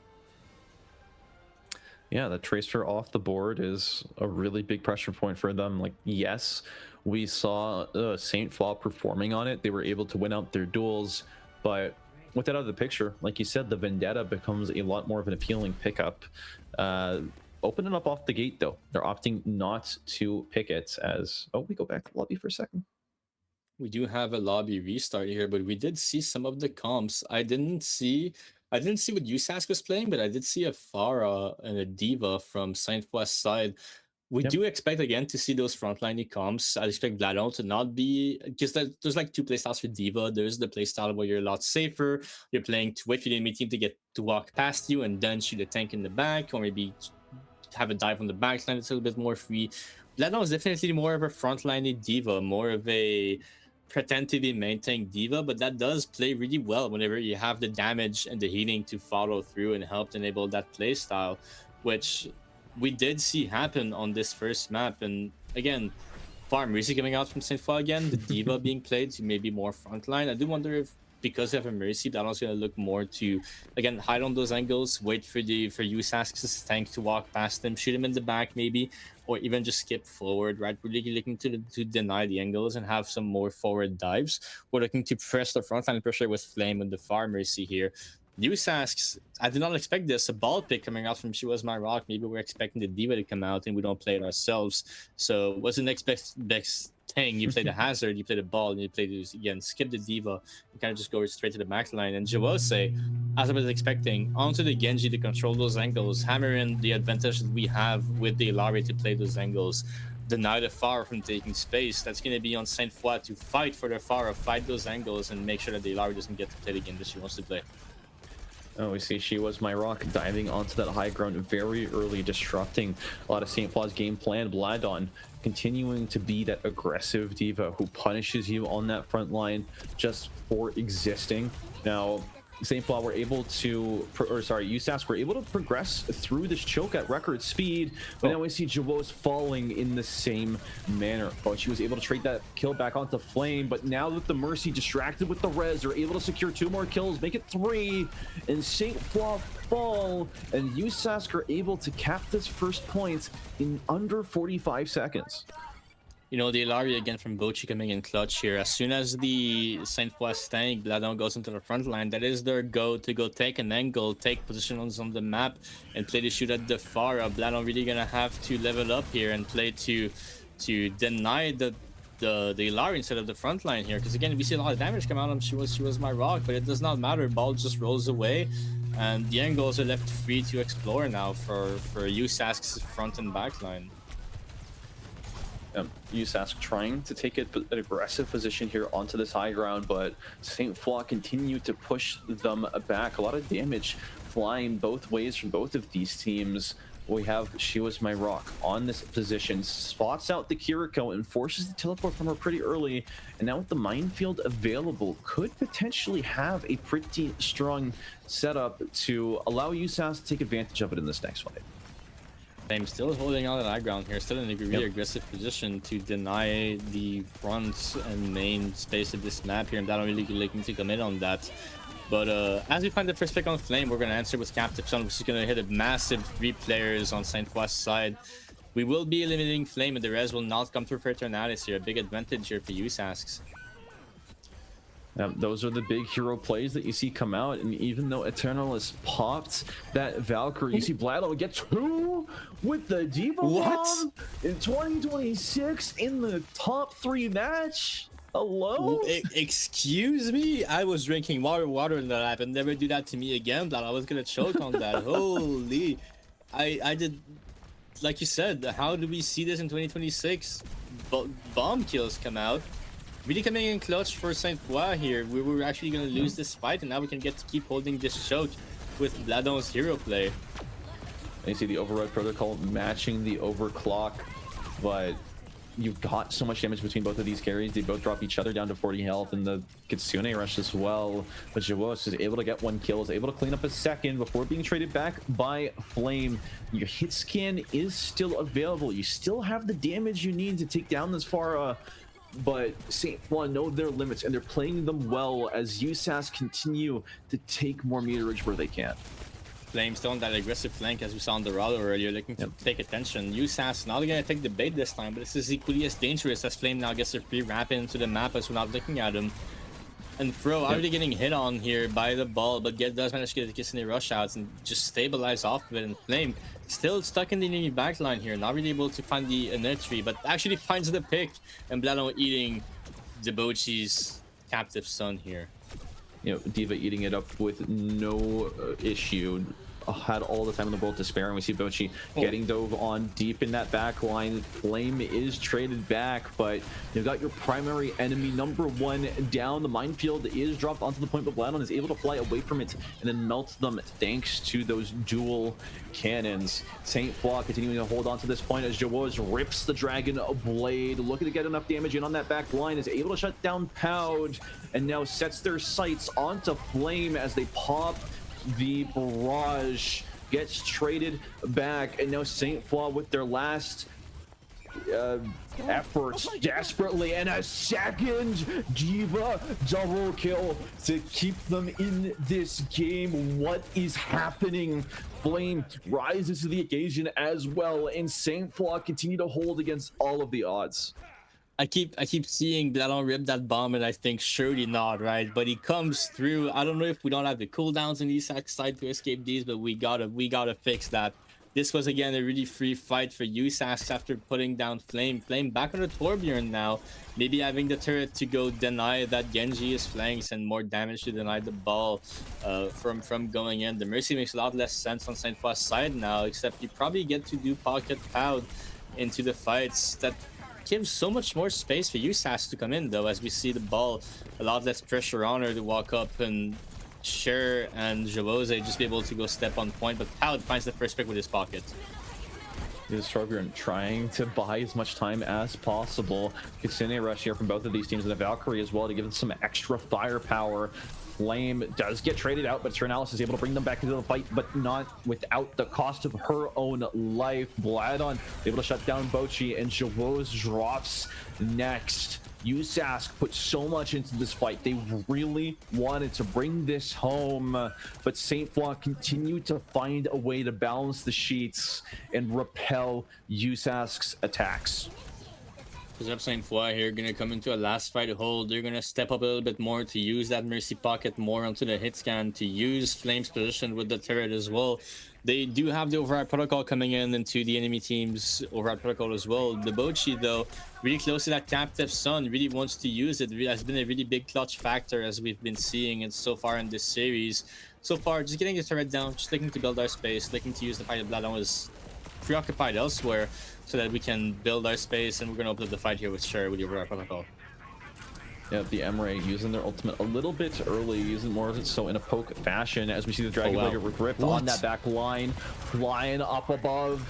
Poud is able to do a lot of damage, and Bladon gets another kill with their Diva Bomb, make that 5 so far this entire round, as Poud shuts Lactose down. Now this bloody fight continues to be in the favor of Saint Foy, as USASK able to shut down a Poud. The Emre mirror is resolved, and now the Diva has been demaxed. Saint Foy without their tank in a very unresable position. USASK finally had what it takes to get this cap, and it was a dicey one with 1 health remaining on this ramp. Then again, the Bochi on the flank here, as we had the Ram step on point, all of Saint Foy's attention went over to the Diva, and not the Diva, but the Ram. And then again, Bochi just kind of flank here, shoot the Diva in the back, look to get them out of that stable, and just finds those, again, free map space that we're giving. But Flame here, back on the Junkrat, Bladon on the Maga. Flame, his signature pick, though, that's the pick he had rank 1 on and hit champ on. And also 4,500 on Overwatch 1, something he is known for. Let's see how it's going to play into this very close quarters point here, as well with the Maga. You see the amount of damage that's getting pumped out onto them. They're able to take that punishment with a stride. The Cher taking now to the skies. They're going to see if they're able to inflict any lethal damage. Saint Foy really good at backpedaling, as Javoz gets taken down by the Mauga into this tight room. She was my rock, whips out the annihilation, and is able to find 2 picks off the back of it, but this Mauga loves having an even larger target, and Saint Foy continues to hold on. Yeah, USA's kind of falling off here with their original goal of playing for a point here. Takes the bait and fights the Mog onto the room. We're coming back there with Kitsune Rush 2 on both teams to go match on that point. The Sigma gonna have a much easier time fighting off this Mago, but again with the Kitsune Rush, this is gonna matter. Both get ripped out here. Powder still has the Overwatch protocol already. Bochi still has the Captive Sun ready here. We're kind of just waiting. Yeah, the Kitsune Rush from Fro comes out while they're at 1 HP. We see the Emre trying to pluck anybody out of the sky, but he's not able to make the shots connect. And the rip there catches for Flame. What are you doing? You carry this team on your back and you carry them towards this attack. Side 4 such an explosive team between all the 2K bombs and the 4K tire at the end here for Flame. We've been saying it. Junkrat, his signature pick for Flame. Tire, not the best tool to showcase his skill on it, but oh my god, does it pull through with the 4K here. As Saint Foy, do you want to keep going with the Junkrat here? This is a really terrible map, I'm not gonna lie, for Junkrat. Yep. But again, in this crutch scenario here, as we were talking about earlier, last map scenario for Saint Foy, you can't really hide your tricks anymore. You kind of have to show up and do what you do best, and that might be Junkrat for Flame. What really puzzles me here, Small, is the manner in which these kills are acquired. We watched that Riptire in real time sprint right through USASK and blow up in their faces. Yes, one of them had the touch because it was overtime, but come on. You know, one of the biggest resources in Overwatch, when we talk about, you know, the cooldowns, the space, the HP, these are all like really good resources to keep in mind. But I think the most important one, this is also what I teach to my players every single time, it is attention, my friend. The more attention you have elsewhere, the more plays you have. And USASK has been using that really well by putting attention on their tank and flanking with the Ilari. But Saint Foy really kind of just jabbing back with that here with the Riptire. When you have to fight so many ults, you have to fight the Kitsune Rush, you have to fight the Override Protocol, you have to fight a tank on cart. You're not going to look at the tire, right? You're not even going to hear it because your attention is elsewhere.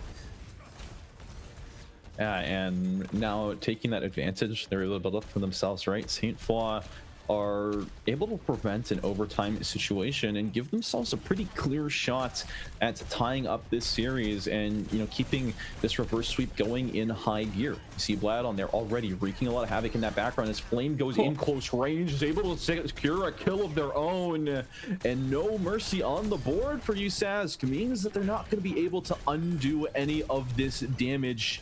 We're calling out earlier how USASK claimed this first point in record time, while Saint Foy did it 5 seconds faster. If I really coming in hard here with the ball, really, again, putting attention on the ball, giving Flame this free wrap across this very open area that main is on this point. And we're going to see a swap happening from Bladon, not as comfortable on the ball onto this point, especially with the Diva swap from USASK. You're looking to match that, which again, as Bladon, probably a really comfortable matchup to have here. Pretty much his signature hero up in this series, and Flame actually gonna match the Echo here. Saint Foy really telling USASK, let's see who's better at this comp.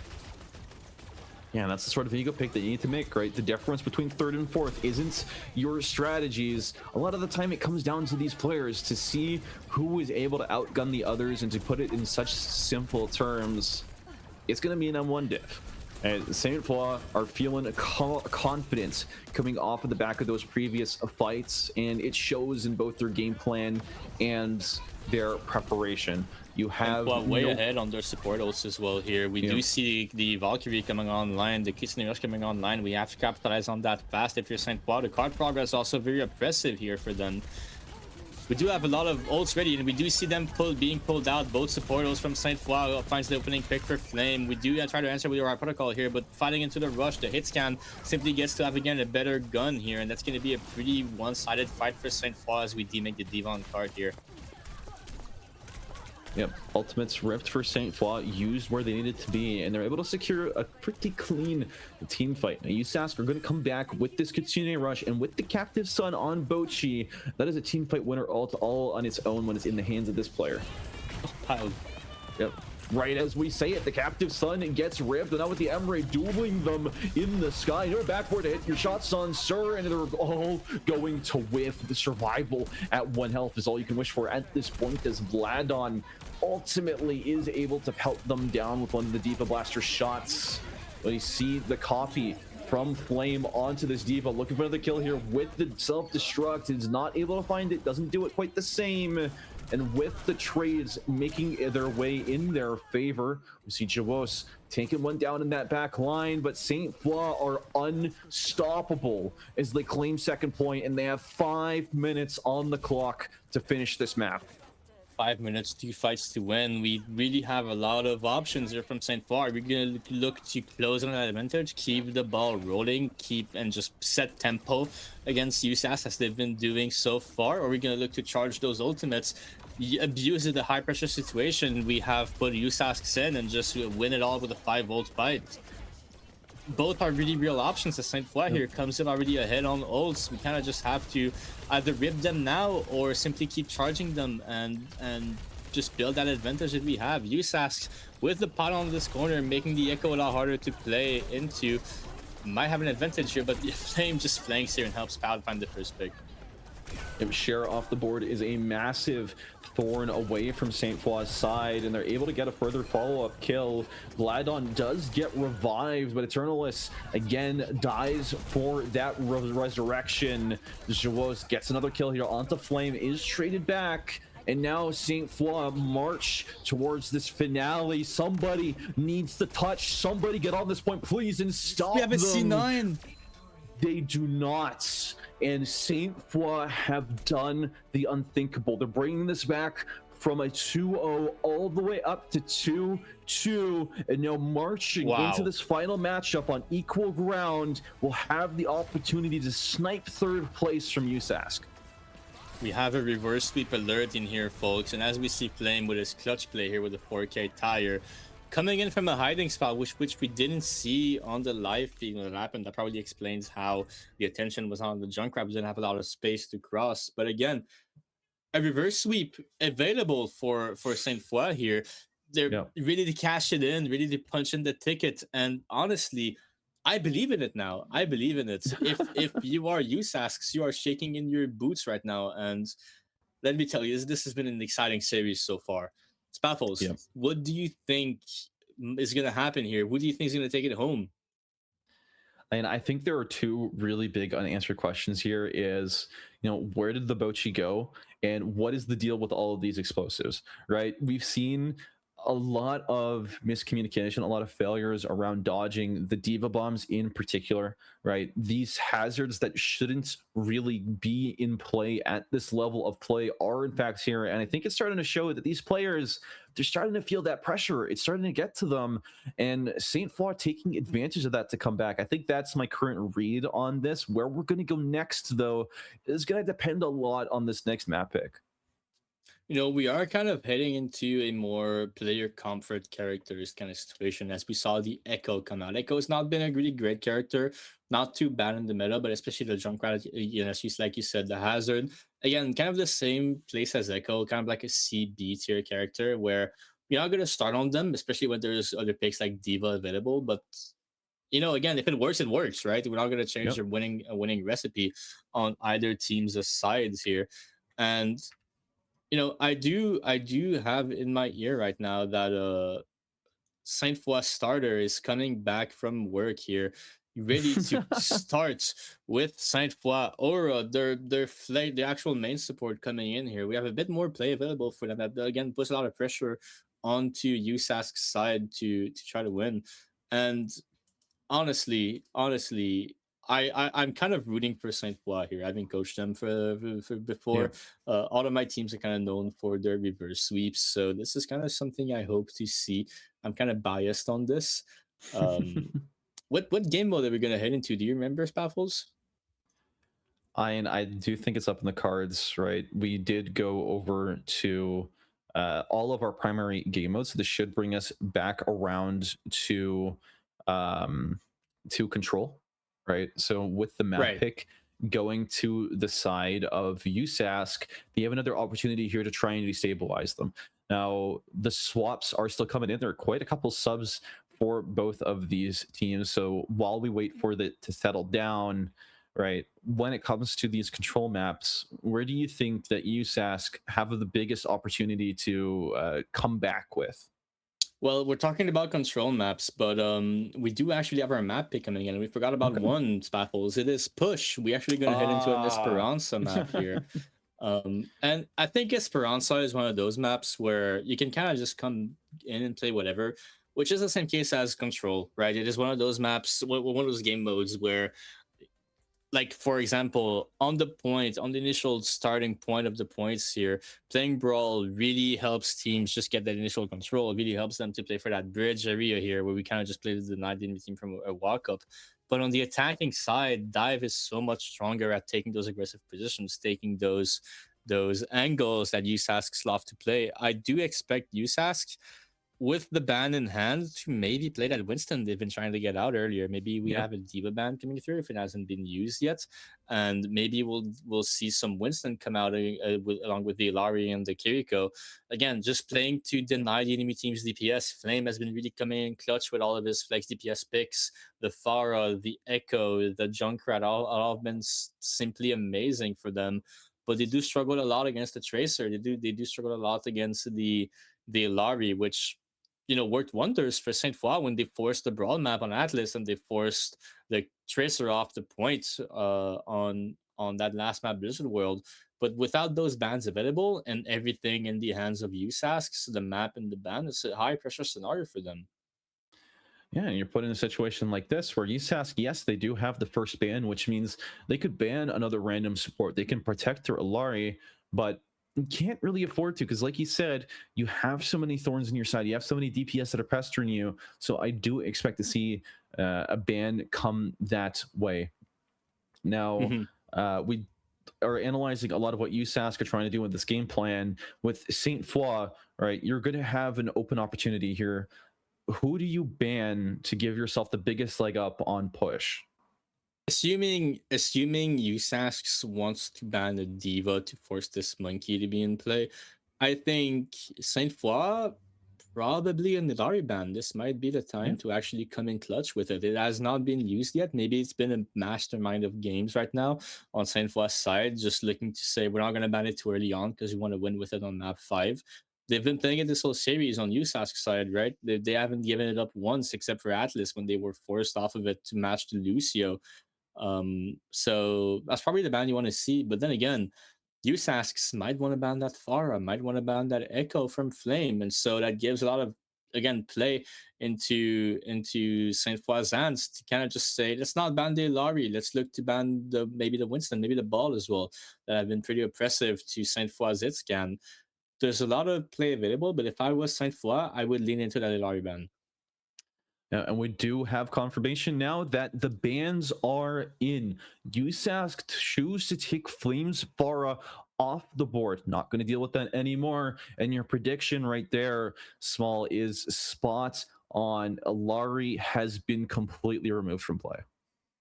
Now, the Ilari was most oppressive to the Pharah on Saint West side. After the Pharah was banned, banning the Ilari still hints that we're going to see Flame off of a Tracer, right? We're going to see Yep. more on the pick that can abuse of the high ground, abuse of, just being able to play main, having an offensive tank that's going to open up main as an area available for us for Flame to take some more short flanks, maybe just hammer in the damage onto the tank and just win this HP trade that is so important in these matchups.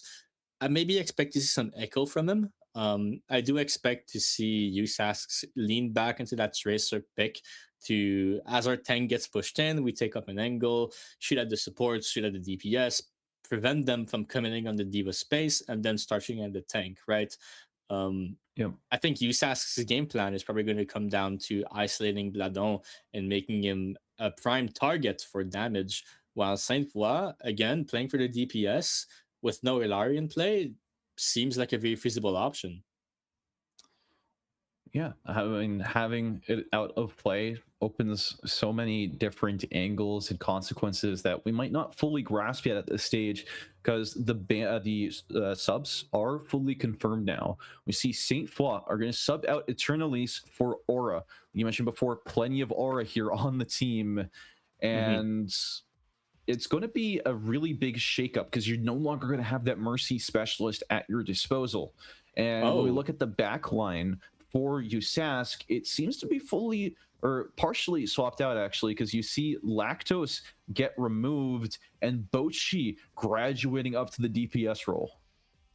Yeah, we have Jen Zarzo coming in as well, and the Lucia here. Maybe that's interesting. I did see that, you know, Bochi was comfortable onto the hit scan since we're playing a lot of Villari. Maybe we'll have a double hit scan situation between Sher and Bochi. Maybe Bochi is secretly a Tracer specialist, as we saw the player card with the Tracer here. Maybe we'll see more of that coming in as well. That might be handy here to have a really good Tracer coming into that last map, that map 5 scenario in this banger of a series here. As we wait for both teams to take their picks here, I do, again, expect to see some diva from both teams. I don't think there's any reason not to lock it in unless USask has a secret strat really up. We have yet to see Cat Bastion in this series, but we're not going to have that today. Interesting backline coming in from USask here, playing the Moira instead of a main support here on Sven Zarzo's side.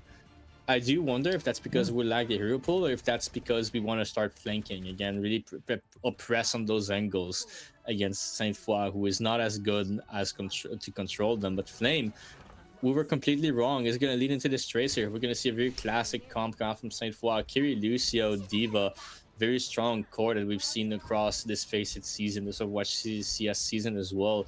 Playing to dive on those supports, avoid the main fight, and kind of just play to win the backline trades. But then again, Bladon not really wanting to lean into that playstyle here, wants to shoot at the front line more.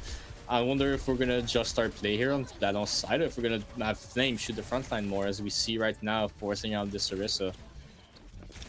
You see this early engage come out. Flame looking comfortable as always onto that Tracer. Gets that first blood kill onto Bochi.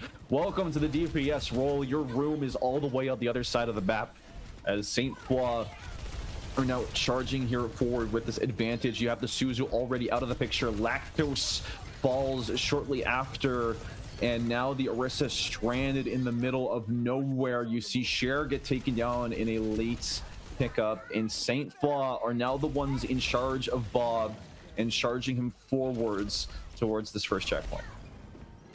We do see Flame here. Oh, we do have a technical pause coming in here from either team. Not sure which one is calling that, but as we look at this ult charge on top, Flame way ahead on the pulse bomb here. Bochi, it seems we were right on our prediction with the player cards. We want to lean more into a Tracer kind of specialist play, because we haven't seen it as much come out of USask, although it was pretty good. As we head back into this map here, again, a bit of a lead onto the Kitsune Rush for Saint Foy, which is really the ultimate one to look out for in these matchups, in those Kiri matchups.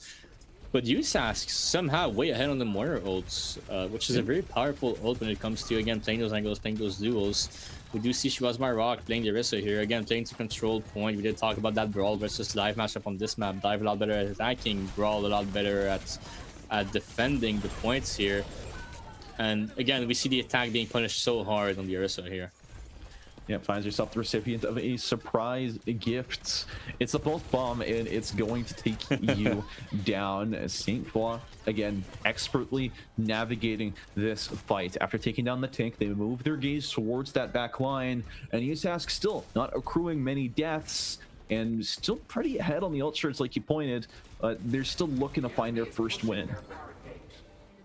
Saint Foy here getting to that checkpoint, getting out forward spawn, and if they get picked, it matters a lot less now. Bladon getting remeked as well. They're gonna look maybe just hold this point. I am wrong. Pau just rips out with the override protocol here, isolates the Orisa, make her leave onto that checkpoint, and then we kind of just have some space built for Saint Foy here, kind of just taking down the time, which we love to see when we are in the lead. Yeah, and this lead is always twice as difficult for USAS to claim back afterwards. St. Paul are playing this beautifully.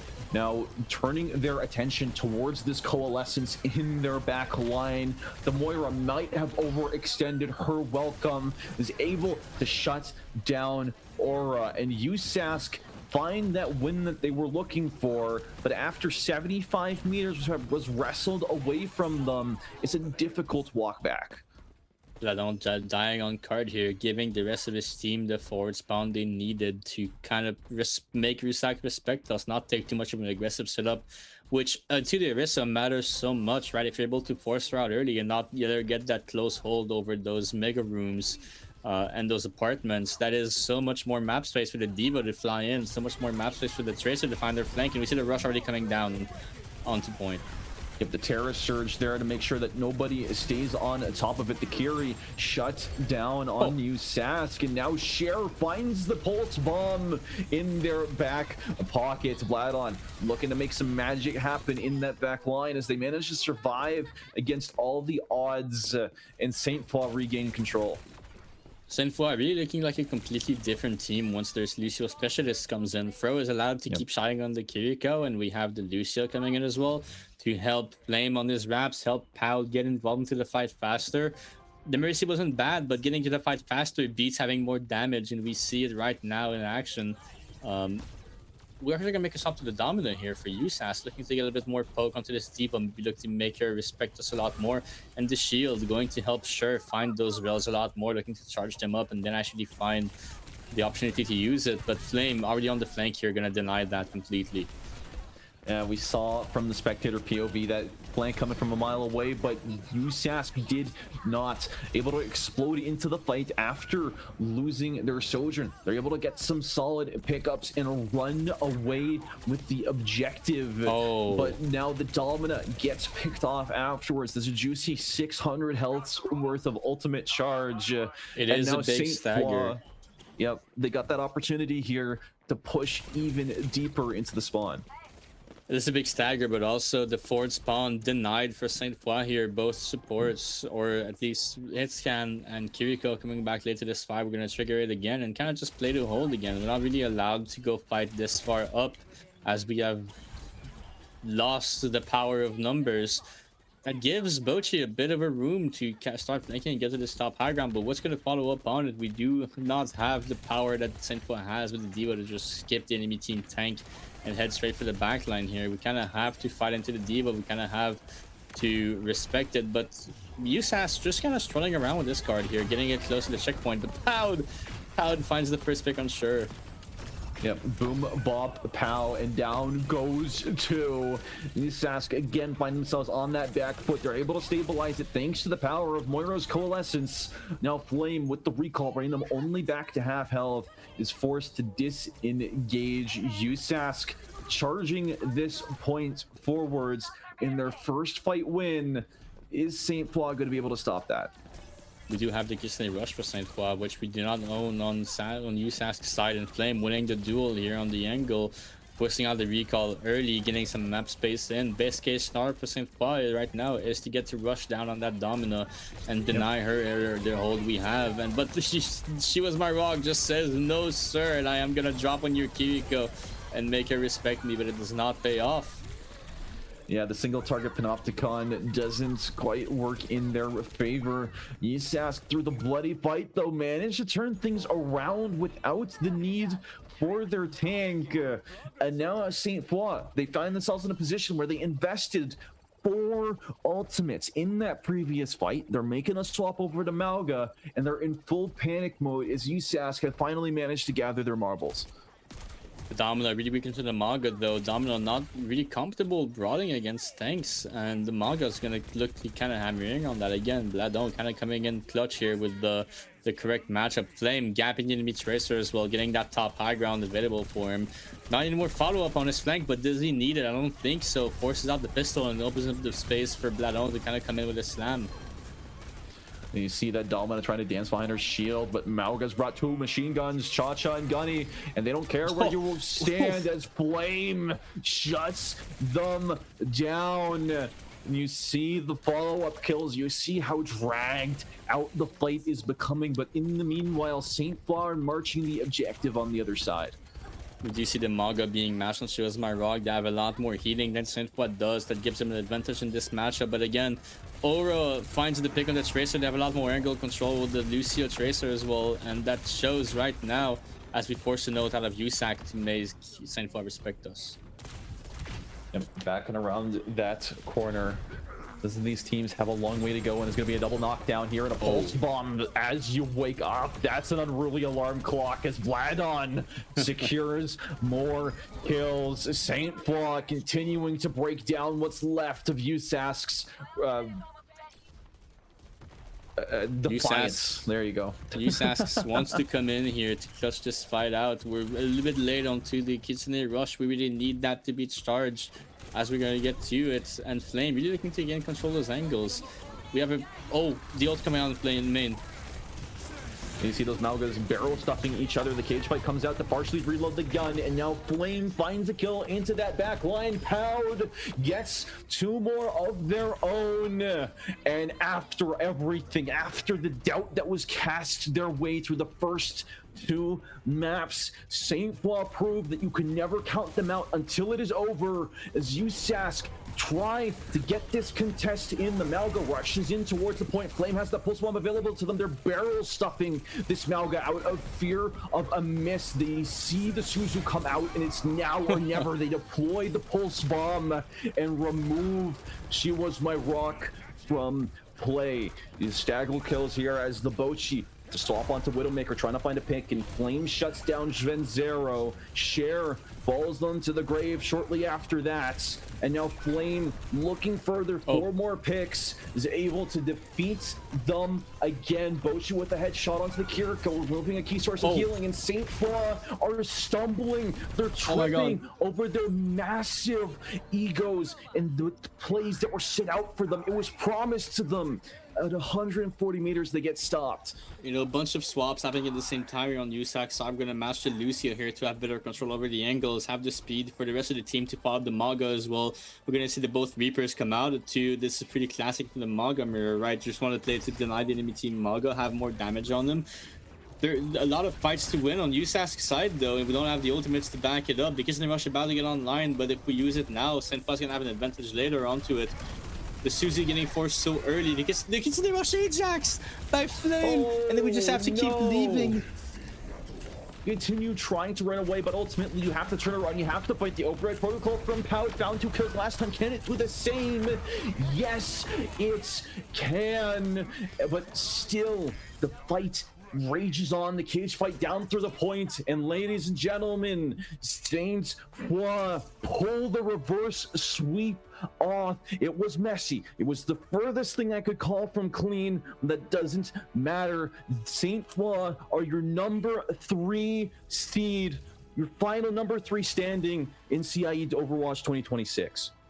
What a series, Baffles. I am simply out of words for what I witnessed today. We saw a massive reverse sweep from St. Flour, and also we reversed the script. I don't know if you remember this. These first maps played for St. Flour to just again shoot main, deny the enemy team from just playing their tank and just kind of just win the frontline trade. But as the map went on, as the maps kept developing, Flame on the Echo started playing more on the angles, and this last map on the Tracer pulled a master class to deny the enemy team's Tracer, deny their supports the space they want to have, and simply played better angles at the end. We saw a massive script flip, as I said. Yeah, both of these teams are playing with subs, like we brought it up before. But ultimately, you know, St. Flour are able to adapt. They come back stronger and harder, and they gave us a really strong banger of a series, right? We were talking about Flame that entire time, but Bladon bought so much space. You had just the absolute aura from Aura themselves coming in on map 5 and giving us a really strong performance on that Lucio. You felt that team, all their communication issues, right, were starting to clear themselves out. Maybe Aura was the IGL, but you know, now that it's all said and done, we have our placements, and I don't know, Small, do you have anything else to add, like going out of that match? No, I don't really have anything else. I think you closed it out pretty well. I just want to just highlight both flex supports here that had insane numbers. We didn't talk about that Yeah. so much in this matchup, but both on Fro for building kitsune rushes so fast, and USASK's made flex support. I forgot the name. I'm sorry, but the quick picks that would come in every time as well to flip those fights. Again, amazing performance from all those players, and we can only expect to see more amazing gameplay when we head into this grand finals. Congratulations to Saint Foy for that third place, and also USASK for that fourth place in this map 5 banger. Yeah, major congrats to both of those teams, and make sure you stay tuned because that was just the battle for third place. We have University of Toronto versus SFU, longtime friendship, longtime rivalry coming right at you at the top of the hour.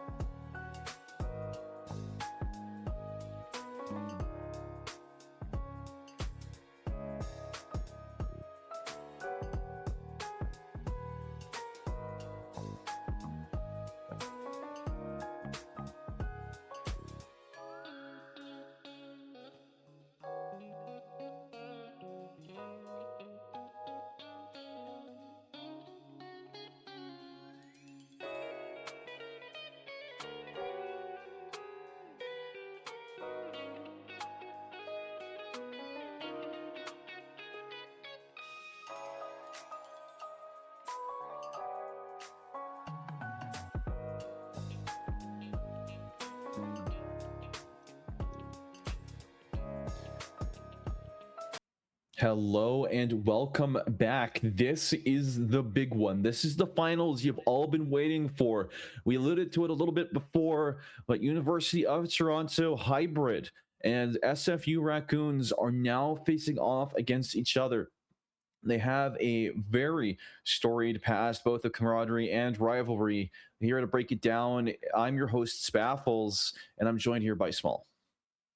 What is up, Spaffles? How are you feeling after this exciting map 5 we just had between Saint Foy and C? What was it again? I keep forgetting the name. And Skaz, right? CSASK, right? CSASK. CSASK. So that was exciting. That was a big appetizer for us right now. We also just started the Canadians won their hockey game, so the energy is so high for everybody right now, both in this stream and the players.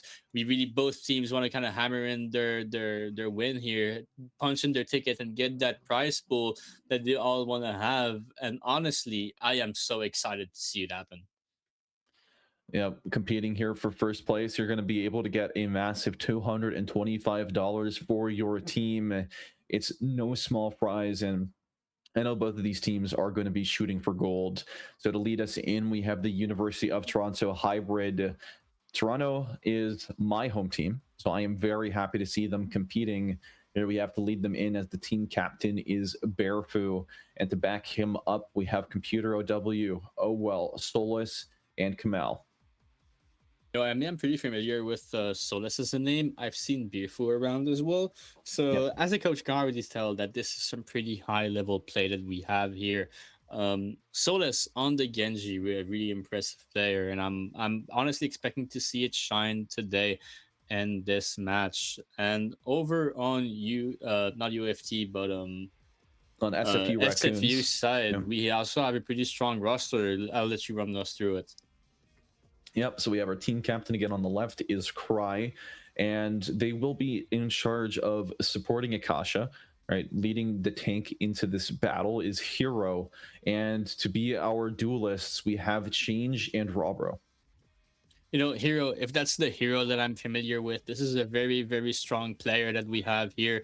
A Master League tank, an official tier 2 tank that we have. Somebody that also participated in the Team Canada trials. So honestly, some really high level that we have here ready for us. And they kind of shine more on those ground tanks, more on those brawly tank characters. But they have been pulling through on the Diva, on those diver tanks, somebody that I'm more familiar with. I'm expecting to, again, similar to last series that we had, if you were here, folks, a very tank-heavy matchup with Bladon kind of leading the way. I honestly expect to see some similar tones from Hero on this match. Yeah, there's going to be a lot of repetition between these, right? When you reach that top level of play, there's not too far that you can branch out. But I can tell you one thing for sure. We don't have a Masters Alari, right? Who's going to really wreak havoc on this opposition, right? Yeah, exactly. So we do head into this first map pick here. We are going into Lijiang again, very similar from last series here. Lijiang, a very all-around good map for pretty much everything you want to do, right? If you go onto the tower, you can expect to see some more dive your comps like the Diva. Once you go to the night market, it's pretty an open field. Pretty much every comp is available and good for play. And then control center is more of a brawly map. So we do expect to see some variation on this in this map here. I think this is where a player like Hero is going to shine the most, because a lot of these control maps play more onto who has the better comp, and so being more flexible like Hero is a big plus to have on your team. That being said, I do believe that Solus is going to be a very strong pick on that map as well, with all the flanks available for us. And we do see some pretty interesting bans here come out. I believe it is SFU who banned Yarissa, and then EOFT banning the Far here. Far, which is a very strong pick on this Lijiang map. Yeah, we saw Orisa be extremely contested in that previous series. We saw St. Foy really enjoyed playing the Mauga. So this could hint towards a little bit of repetition here from SFU, but even if the Mauga is not in the cards, Orisa is a really strong anchor against a lot of dive characters, especially when you're in all of these congested spaces and you get tossed around by all of her excessive CC. And then Small, why don't you talk me through this Pharah ban? I think Fire is really impressive on this map. I think with through all the Yep. angles you can have, both on night markets with all the again spaces between the exterior of the point and interior of the point. This control center here being able to own that right side angle over the high ground that everybody wants to fight for, both for their hit scans and the long range characters. And again, tower with bridge, able to just poke up really early onto this map. Far is a very oppressive pick. If you don't have that in your hero pool, and you know the enemy team has it, this is a very smart band to have, because no hit scans on this map can guarantee being shooting at the Pharah within the right range. So we will see both comps coming out here. Hero coming out on the Maga comp with a Curidicio backline, which is going to be mirrored on the other side, except we're going to play Hazard, which on a map like this, playing Hazard makes sense. You have really good space for wall. You don't have a lot of range to cross for your leap. So especially without that Matter perk, that gives you more range. You're able to just connect. But we're actually going to decide to play the Zarya here with the Reaper. So more of a DPS comp over UOFT playing for Solus. SFU Raccoons really betting onto Hero to set the pace here. Already with a super forward staging, we're going to have to give up into the bubble Reaper turn, which is pretty scary, pretty good into the Maga, but the Zarya is going to get melted down really quickly if Hero manages to connect, which already no bubbles for UFT is going to give Hero that go he wants to have. And we see Hero going in deep, the Reaper TPing in to follow him, and it's going to be a first blood for Robro. Change and Hero find their picks as well. And the SFU Raccoons, they're starting off this series on a strong point, claiming this first cap and setting themselves up for success. Yeah, UFT getting really greedy with those bubbles. The Reaper is the perfect counter for the Maga here, but we don't actually get to force him out if we don't have any bubbles available to make the Zarya live. And again, Hero kind of just hammering that fact here. Bubbles get used, goes in. Yeah, Cry, though, ends up paying the price for that overextension, and Oh Well is traded back. No more Lucio's on the board, and the Varsity Hybrid are looking to extend this pressure. 100 charge on the Zarya makes her a menace in this situation. We see the teleport forward from the Reaper. No fear in Solus's eyes behind that mask. We see the Malga get shredded down to low HP. The cleanse removes the ignition, and the Zarya is able to buy more space. Barefoot shuts down Cry, and even though Akash was able to build up a fast Kitsune rush, it was all for naught as the Varsity Hybrid are all able to overcome this adversity and cap the point. The Zarya manages to live in this fight. A full charge Zarya, again, we said it before, can go from protecting the team and enabling them to being the hard carry. And when we have the rush as well for computer Overwatch, you don't really want to hold on that. You want to use that charge you have with the Zarya, just kind of step in and burn that Maga off. SFU Raccoons want to get greedy here, want to press the advantage onto UFT, whatever they have it, to burn those bubbles down and eventually get their Maga to be engaged without having to worry about them bubbles. And he actually goes in really early. In deep, the overclock from Robro shuts down computer, and now without a main form of support, you found yourself in a tough spot, but Solus bails you out. No supports, no problem, because we'll just kill them first. Again, Solus here, really an MVP of UOFT, and we see it with the Death Blossom coming in here. Again, really playing for the fact that as soon as Hero goes in and doesn't have run anymore, we can kind of just collapse on the backline if you're UOFT. Hero really wants to connect with the Zarya here, or the backline, and get a first pick with that run, which we don't always seem to manage to get. But with the beat, though, it makes it a lot easier for the backline to live once the Maga does go in, but we have to save it for this grab here. I wonder how that's going to go for that team. And the cage fight comes in to trap the Reaper early on. Yep, gets shredded immediately after that, thanks to the power of the Kitsune rush. The Graviton Surge catches 3, and it is short work for the Varsity Hybrid to shut them down. 83% on this point so far. We're approaching last fight territory, and the Raccoons are scrambling to regroup. Right, actually doing an Ajax in this Graviton Surge here, not having the beat to close in the distance here. We're gonna have to eat up that spam and walk through it. So many cooldowns are gonna get forced just to get to step up on point. We have the Kitsune rush coming in from Gasha, but Hero gets picked. And without your tank, you're really struggling to get people onto this point. You're lining up for death almost. As Jerky Boy gets dropped down to low HP. The Pulse Bomb almost takes Barefoot's head clean off.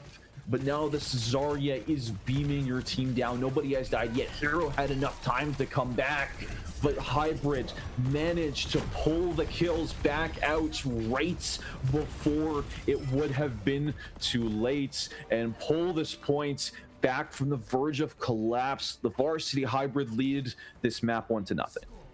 You know, we saw a really big lack of I guess discipline coming out of UOFT in this early stage of the map by using both bubbles on the Reaper turn, giving Hero what he wants to actually go in. But a quick adjustment coming in from Solas and Verifu here to take less damage up front, not get those cooldowns forced, especially once they get to control the point, kind of force Hero into making the first move. And then just skipping him completely, you know, sending the Reaper with the TP in the backline. Zard just plays to live. We have the pistol as well on the Emery to live. And the backline, again, can just speed through and TP through and ignore this tank and find those first picks. It's a big theme we're seeing here. And both teams actually pretty confident in their compositions here are going to go and stay on the same mirror. And we see the Raccoons, right, really confident in their pickup. Like he said, the Mauga is unwavering and is going to take up this early position here on the point as the Raccoons try to bunker down. Turkey Boy does a lot of damage to them on this rotate. As the point begins to unlock, we see the varsity hybrid hungry, chomping at the bit to try and get in onto this point. We have this engage from Hero, and the Turkey Boy is able to claim the first kill. That flanking pressure is gone. Hero down. Cry out of the picture. I'm running out of synonyms for being taken down as the varsity hybrid does it all, and they claim the first point. Once again, the Raccoons feeling a bit crazy here to go and make the first moves. Except this is not Overwatch yet. We're not the crazy Raccoons. We don't just get to win off of that aggression. And so we get punished really hard by Solas just having to the TP onto the Maga or the backline, having that choice available for them. And now into a defense scenario for the Zarya, it is really easy for us to just pressure down the Maga to make the first move. Yep, we see Change putting up a lot of pressure here onto this side angle, and Robber was able to take advantage of it, shutting down Solas first. A lot of your game plan here from the varsity hybrid is dead with your Reaper. We see Turkey Boy looking for an angle, trying to get a refrag if possible. Gets the double headshot onto Change. It's a clean one as the Kitsune Rush comes through. Akasha shuts down. Now you've lost your tank, but flying high in the sky is Turkey Boy, able to trade it back. No fear in those eyes as the Mauga dancing on this cliffside has nobody to lifesteal off of it, is forced out, but the Raccoons did manage to wrestle control of the point back. We do get a good percentage off here, and Raccoons are going to come in and just clutch touch the point here, force the Kitsune Rush out of computer Overwatch. We do have to beat available for Cry. Maybe we're going to use that to go every contest into the rush here. We do manage to juggle the touches without having to use it though, but we do give up control of the point for it. Yep, computer OW getting the kill there onto Akasha, and the beat gets dropped down in the cage, capturing 4. The pulse bomb comes through, but not before the beat is able to save the bin. Hero dies in their own cage. Zola is able to get the cleanup kill, and the Raccoons jump off the map to reset. I do expect to see some swaps happening on the SFU Raccoons side here with no ults, and we're coming into the last 2 fight scenarios here. I don't have the time to build them, but again, Hero really confident in this Maga pick, really confident in the Kiri Lucio as well. Robro ready with the overall protocol here, ready to pop it off and just kind of win the fight on bridge, and we do skip that. Yep, the Graviton Surge catches Cry off a guard, and now down your source of speed. You're gonna have a really hard time keeping up with the movement that Varsity Hybrid have displayed. Solas ends up getting caught out into that side building. It's been the source of a lot of action as Robro follows them to the grave, and now Hero diving in deep in that backline. Turkey Boy has no choice but to accept their fate, but with Hero so far out of position, it raises another question as to whether or not the Raccoons are able to touch before the point ends. You have the Lucio touching in here, and Hero's gonna get to step back on with his full cooldowns ready. Berfu still has some bubbles available for him. They'll gotta respect that. If you're playing Maga, you don't want to give too much charge. You do have to, you know, get control of the point here, so we do try to get in. But Turkey Boy coming in with the overall protocol here, canceling out the rush from Akasha. Hero coming in really low without his flick support. It's impossible to get that health back. And the fight rages on here as Kitty knocks Turk Boy off of the map. Solas is able to shut down this Mauga, and with the Kitsune Rush, it's short work to clean up the rest of these kills. 99%, the point goes back to the Varsity Hybrid, and nobody is left standing to contest. It was a clean first map, and it goes Toronto's way. Quite an impressive series we're seeing so far. I like the confidence on the Raccoon side, but it does not seem to be enough. Berfu always somehow managing to have one bubble available for whenever the Maga turn comes in. And it seems like on the Raccoon side, we're not too sure what to do about that, right? Whenever you're playing the Maga into this matchup, you either have the choice of crashing out onto the Zarya, breaking those bubbles, making them disappear, and kind of just forcing the pick onto the Zarya, or skipping the Zarya, baiting the bubbles elsewhere, and just hitting on someone else. That seems to be what the hero wants to do. But then again, giving that full charge to the Zarya without punishing her afterwards, without killing her and taking her off the board, is a really, really rough situation to be in. We're kind of just giving Berfu that carry potential he wants to have in this series. Yeah, Barefoot has been a really big standout there. And also want to point out Turk Boy on that Emre doing a lot of damage, finding those picks. We called out previously. You don't have an Alari to carry you, but you have another really strong hit scan there. And the damage it dealt on one of those points was just beautiful. Now, on the flip side, though, this series, it may have been blown up in University of Toronto's favor to start, but SFU still have a really strong case to come back into this, right? With this next map pick, you can be able to choose between any of our remaining game modes. Where do you want to see us taken next? I do believe that our next map is going to be an escort map. I'm not Yep. sure if you're the Raccoons would want to take. We saw a lot of brawl coming out of them here, so maybe we're going to see some circuit royale. Maybe we're going to force that brawl matchup a little bit more. I do know that Hero is a really good Sigma, so picking that map and protecting that tank for him seems like a great option. But then again, Dorado is still a really good map as well for a zero pool. We talked about this Diva a bit earlier, which is really impressive, and the Route 66 as well. You kind of just have to choose here, right? Do you want to play Brawl? Do you want to play or do you want to play Poke? Which again, Yep. Poke kind of just is Brawl whenever you have that speed. And if I'm Raccoons, I want to avoid dive. I definitely want to avoid Yep. dive so far from what I'm seeing, because of what Hero wants to do with his Malga pick, with the playstyle they've been showing so far. That's kind of just playing to crash onto a backline and prevent them from playing the game, not from angles, but from main. And that also kind of plays to deny the Emre, right? If you have a shield put up in the Nitscan's face, it is a lot harder for M to make plays. Maybe we can look to enable our own play style as the Raccoons if we play into a more tank heavy map like Circuit Royale. Yeah, now we do have confirmation here that the next map has been selected, and SFU are taking us over to Circuit Royale. You did mention, right, having shields, having those longer range engagements will do a lot to remove some of the pressure from Emre and reintroduce a lot more from the snipers. When we also look at the bans that have already been selected, SFU choose to take Widow off the board. So you pick the sniper map and you remove Widow. Interesting. I kind of expected them to protect the Sigma, like I said, but again, I feel like Hero is pretty confident in his abilities to this tank matchup. So even if it falls into a Ramatra mirror or Narissa mirror, then I think maybe he's still confident on that. The Widow ban kind of indicates again that they don't want to let the UFT hit scan shine through this play, not less Solus as well if he has a Widow on them, shine through this map here. I do believe that this is kind of going to be a theme here with Solus having OWCS experience and Turkboy simply shredding it on the hit scan on this last map. You kind of just want to bet your marbles onto Hero here. Yeah, you've got a lot going into it. Now, with the tank, with the DPS ban on the board, you have to choose now as Toronto, do I want to ban out a tank? Do I want to ban out a support? Now, the Malga strategy probably isn't going to work on a map this open and this long. So you really have a lot of cards here. It's an open selection.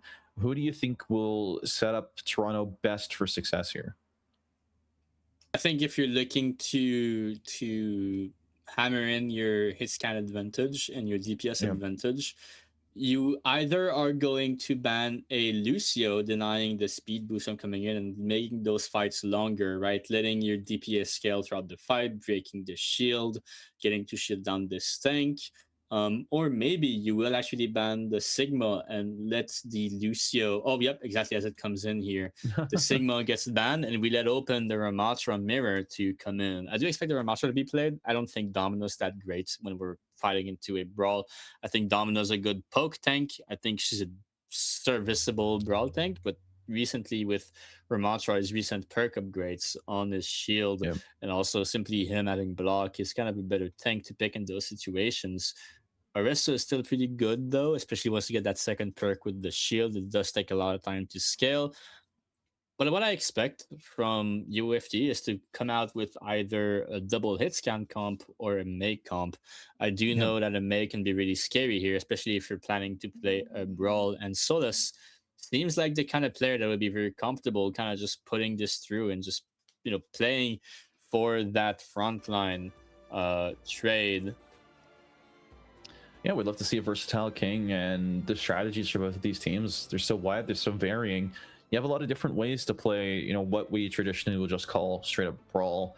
Now, as it's about to be unobfuscated, there's a lot of questions left on the board. SFU Raccoons lock in a Zarya composition with change on the Hanzo. Meanwhile, the Varsity Hybrid are choosing to also forgo a shield entirely and bring their own Hanzo.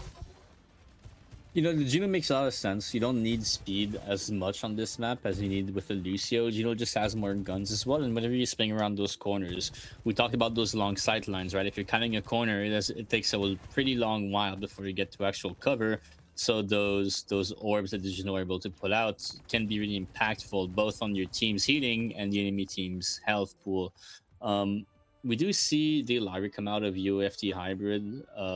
I think that's pretty good. That just kind of shines onto the, especially our gunplay style as well as the Zarya. But the Zarya from Hero here, interesting. Do we know that Berfu's gonna play the Orisa? Is that a counter pick that we already know? We know those teams know each other already, so that might be hinting towards that relationship they have already built up between each other.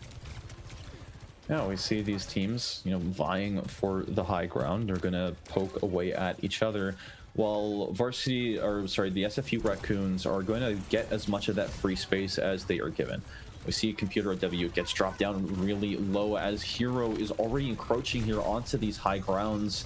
Without your Alari pylon to keep you alive, Solus is the first one to fall, making way for the Raccoons to charge in deeper. Cry gets the pick there onto Bearfu, and now with the rest of the team going on their way out, you're gonna have a really hard time attempting to contest. It's kind of a problem not playing a Flex DPS is that you don't have that kind of burst damage or utility that the Flex DPS has, right? The Mei has the wall, the Far has the burst, the Echo has the burst. We don't have that right now, so Hero's kind of just free to walk around the map and just walk forward, right? As soon as he gets up close, you don't have time to shoot your guns and press that advantage you want to have with the double hit scan. You kind of want to do that a bit earlier. That's why we see Solus swap over to the Echo from the Hanzo. So if you want to have more guns, we see the contrary happened from Change here, swapping the Hanzo over to the Far over to an Ashe. Yeah, we see that is starting to pay them a little bit of dividends, right? Shutting down that Far, making sure it gets swapped off of pretty fast compared to continuously being a thorn on their sides. Now with all these swaps settled and you see the Domina come out on Bearfu, where do you think that's going to lead us next? I think Domino's a pretty strong matchup into the Zarya here. The shield is pretty good to deny, the boop also. While Domino doesn't like to fight into a brawl, into a less tanky brawl tank like Zarya, getting those headshots early on matters a lot, right?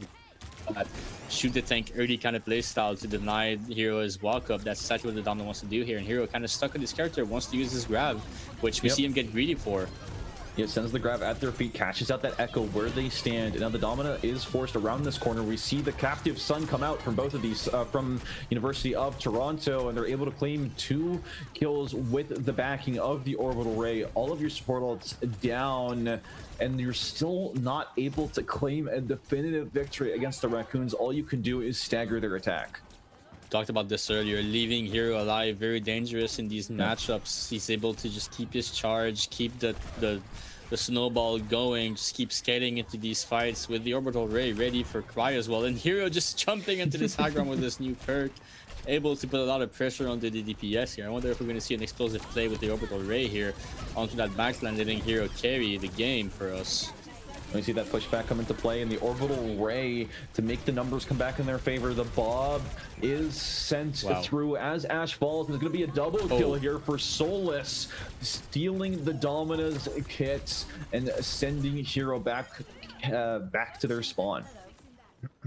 We did also see the flank from Turk Boy or 2K as well.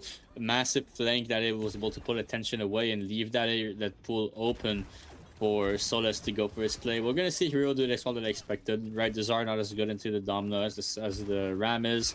Ram can just kind of mog damage a lot more with both of his shield and also his form, and just has armor, right? Armor that's going to be really good against that burst damage. Already see him skip forward and not take that much damage while just getting shot at and pelted down by Birfu, who just has to respect this matchup, does not want to get the form on top of him, especially not if the ring is available. And Robro coming out with the cancelled with the overclock here as Hero keeps on stepping into the front line. And Turkboy doing a really good job here at catching him with the Panopticon, snipes up the Ramatra, able to do enough damage to free him from his prison. And now the Raccoons are looking to push Varsity Hybrid back even further. We have Barefoot here standing as the stalwarts, but like you said before, the Domino really struggles when you have Brawl Tanks getting up and into her face. Captive Sun ripped by Computer OW is sent deep at this high ground, not able to do enough damage to pop it. We have the follow-up from Solus on his Genji. The Captive Sun comes out, is able to shut him down, and otherwise in the fight, we see the Raccoons going 1-for-1 with these trades. You see this Alari in that backline shuts down Cry at the last second, cheeky teabag. Yep, exactly. Just in time to see it in the broadcast here. Hero gonna come in with his Annihilation really close as well with the Bob from Change, but the big highlight so far has been Turk Boy with his angles, with his flanks, able to deny the enemy team DPS from taking angles around the Hero and helping him navigate around this map. And Solus back onto the Genji now, able wow, to get a lot of damage down on this Hero onto this front line. Genji's just been a great all-around pick nowadays to fight an Orisa or a Matra on the front line. When that damage trade, whenever the tracer is either unplayable or unavailable because of the bans here on this map, it definitely makes sense to see Solus back onto this signature character.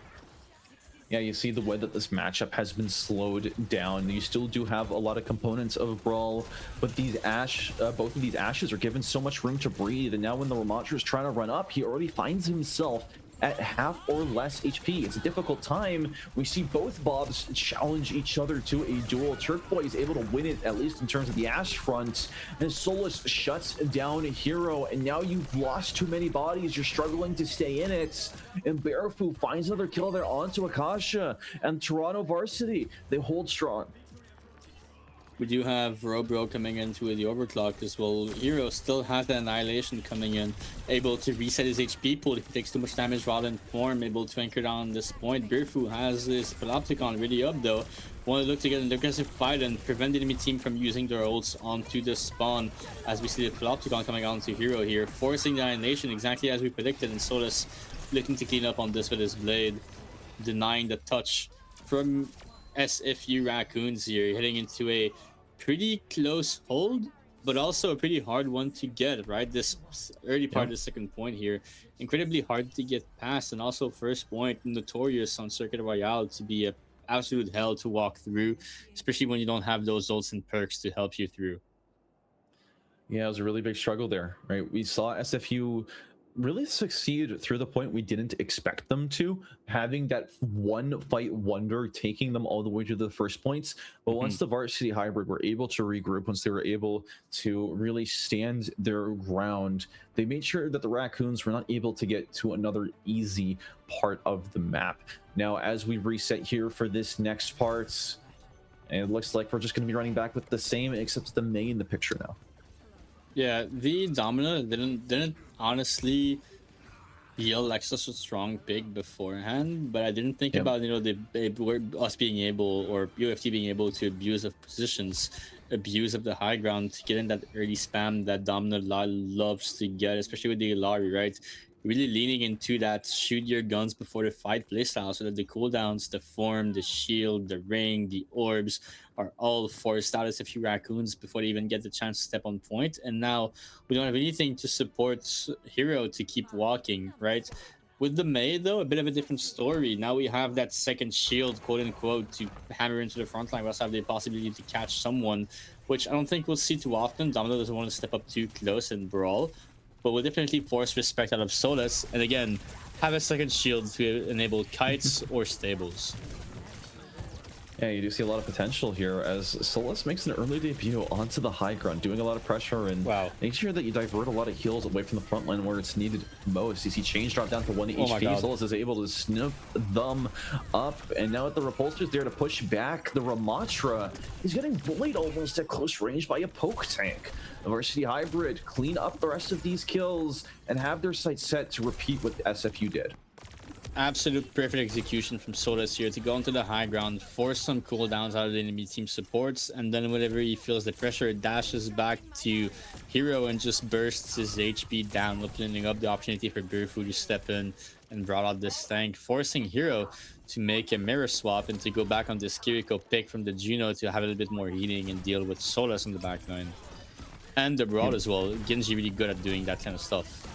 Yep, as the Varsity Hybrid approach the first checkpoint, SFU Raccoons are not looking forward to giving this one up. They have the Mei in play. They have the Dominant to anchor down on top of this point. A screenshot has been taken as, as the Raccoons are continuing to rain down fire on them. Toronto not able to get any good picks as the Mei gets walled into a corner. No, it's Barefoo that needs the help most. And without your tank, you don't have much presence aggressively. Solus falls, computer falls, and the Raccoons came in and they clutched it up.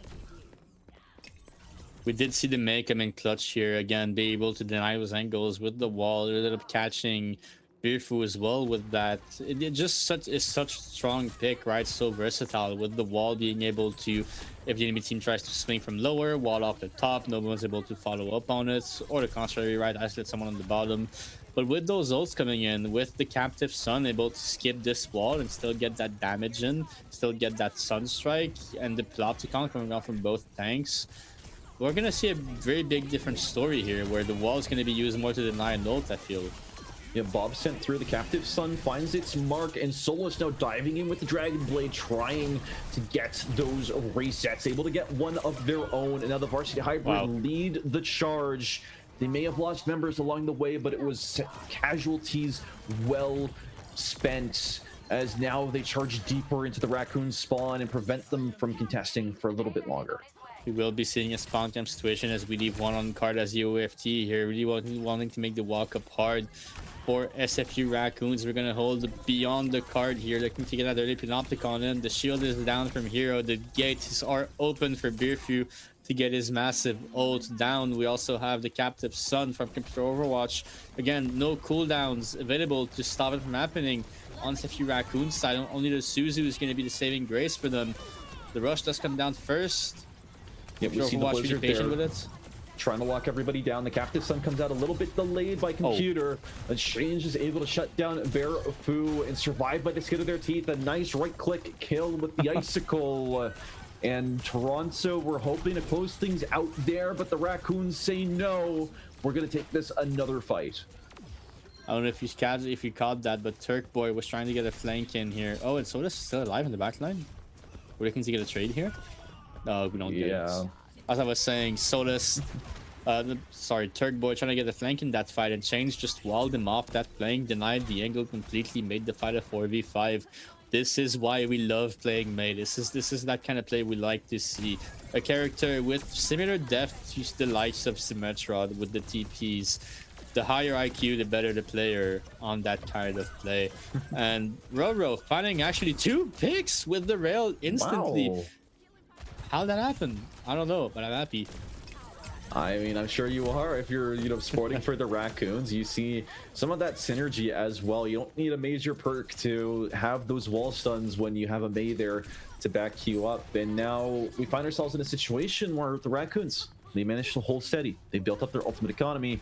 And now the Varsity Hybrid need to play that comeback game. They need to play that catch up to be able to match them, as they have 1 minute and 50 seconds left. It's not little, but it's definitely a lot less than the 4 minutes they had at the beginning. You see the Captive Sun come out from Makasha here, able to connect to the max line, not able to confirm the kills, but does zone out Turkboy and Burfu, heading into a really quick fight here as UFT just looking to reset off of this. The ults are building up on their side. They're going to come with 5 ults, and even with the staggers coming in from Hero and them their step up, they're still going to have to fight into 5, and Sodas tries to get a cheeky pick here, but actually gets denied. Does manage to live, though. Yeah, that's the big key point, is Solus not getting staggered out, is able to regroup with the rest of his team. And now, like you said, 5 ultimates online for the Varsity Hybrid, 4 for the Raccoons. All it matters is how you use it. The overclock comes through from Robro, trying to make those shots connect. It's the Magic Man with the railgun, and they don't find their mark. Turquoise is the one to break the silence as Hero falls. The Blizzard is placed down on the point. Solus dives in deep with the Dragon Blade, is able to get 2 kills, and Change trades it back, but is not able to do enough damage. Varsity Hybrid now charge forward and act in denial of the Raccoons, who are racing back to this point. If your Raccoon's not going to be able to get that touch, and maybe the Diva will get to do step a toe on the card before the overtime gets triggered. We do manage to get on it, and the Kitsune Rush does come down, but we have to use so many cooldowns to get to touch that point. It's going to be a pretty clean fight win here for UAFT, and we're going to take this to a 2-0. Now, you were talking about the Magic Man with his rail shots. Personally, I don't believe in Santa, I don't believe in Magic, but I do believe in Solus coming in with the clutch plays here, being able to bring it home for his team with the blade in the backline. Honestly, all around great play for him. I think we have ourselves an MVP so far in this series. If he keeps performance like this coming down, as well as the other players are playing well, he's always able to just go into the backline, force attention onto him. And again, attention is such an important resource in Overwatch. If you're looking at the backline, how are you going to support your tank in the front line? You don't, right? You just lose that HP trade. You just lose that available play that you have with Hero. So that just is a big deny. And somehow Solus always lives that, always wins the attention trade, comes back in the front line and hammers in the brawl, pushes the advantage into their own hands. And so far, it's been an amazing series, kind of driven by Solus. Yeah, and you may say it's really easy to hyperfixate here on the DPS plays. The DPS does this, the DPS does that. But sometimes it is true, right? Like you pointed out, the amount of attention that he's able to take away from this team, the amount of damage he's able to do. You saw how with the railgun shots off of Raccoons, right? They were looking for those angles, but not able to step up because you have this Genji swarming below you on that low ground, waiting to pounce when the time is right. Those are the kinds of plays, that is the kind of pressure that you can't just quantify with raw numbers. Now, Toronto find themselves in a situation where they are the ones up 2-0, but we saw this before, and I don't know. I don't want to caster curse it, but it's not over until it's completely over and you have that trophy. I don't want to say it, but I am getting some of the deja vu kind of feeling here. And again, I don't want to jinx it. I do believe that UFT has a big lead so far in this match, and they've been really dominant in how they've shown themselves.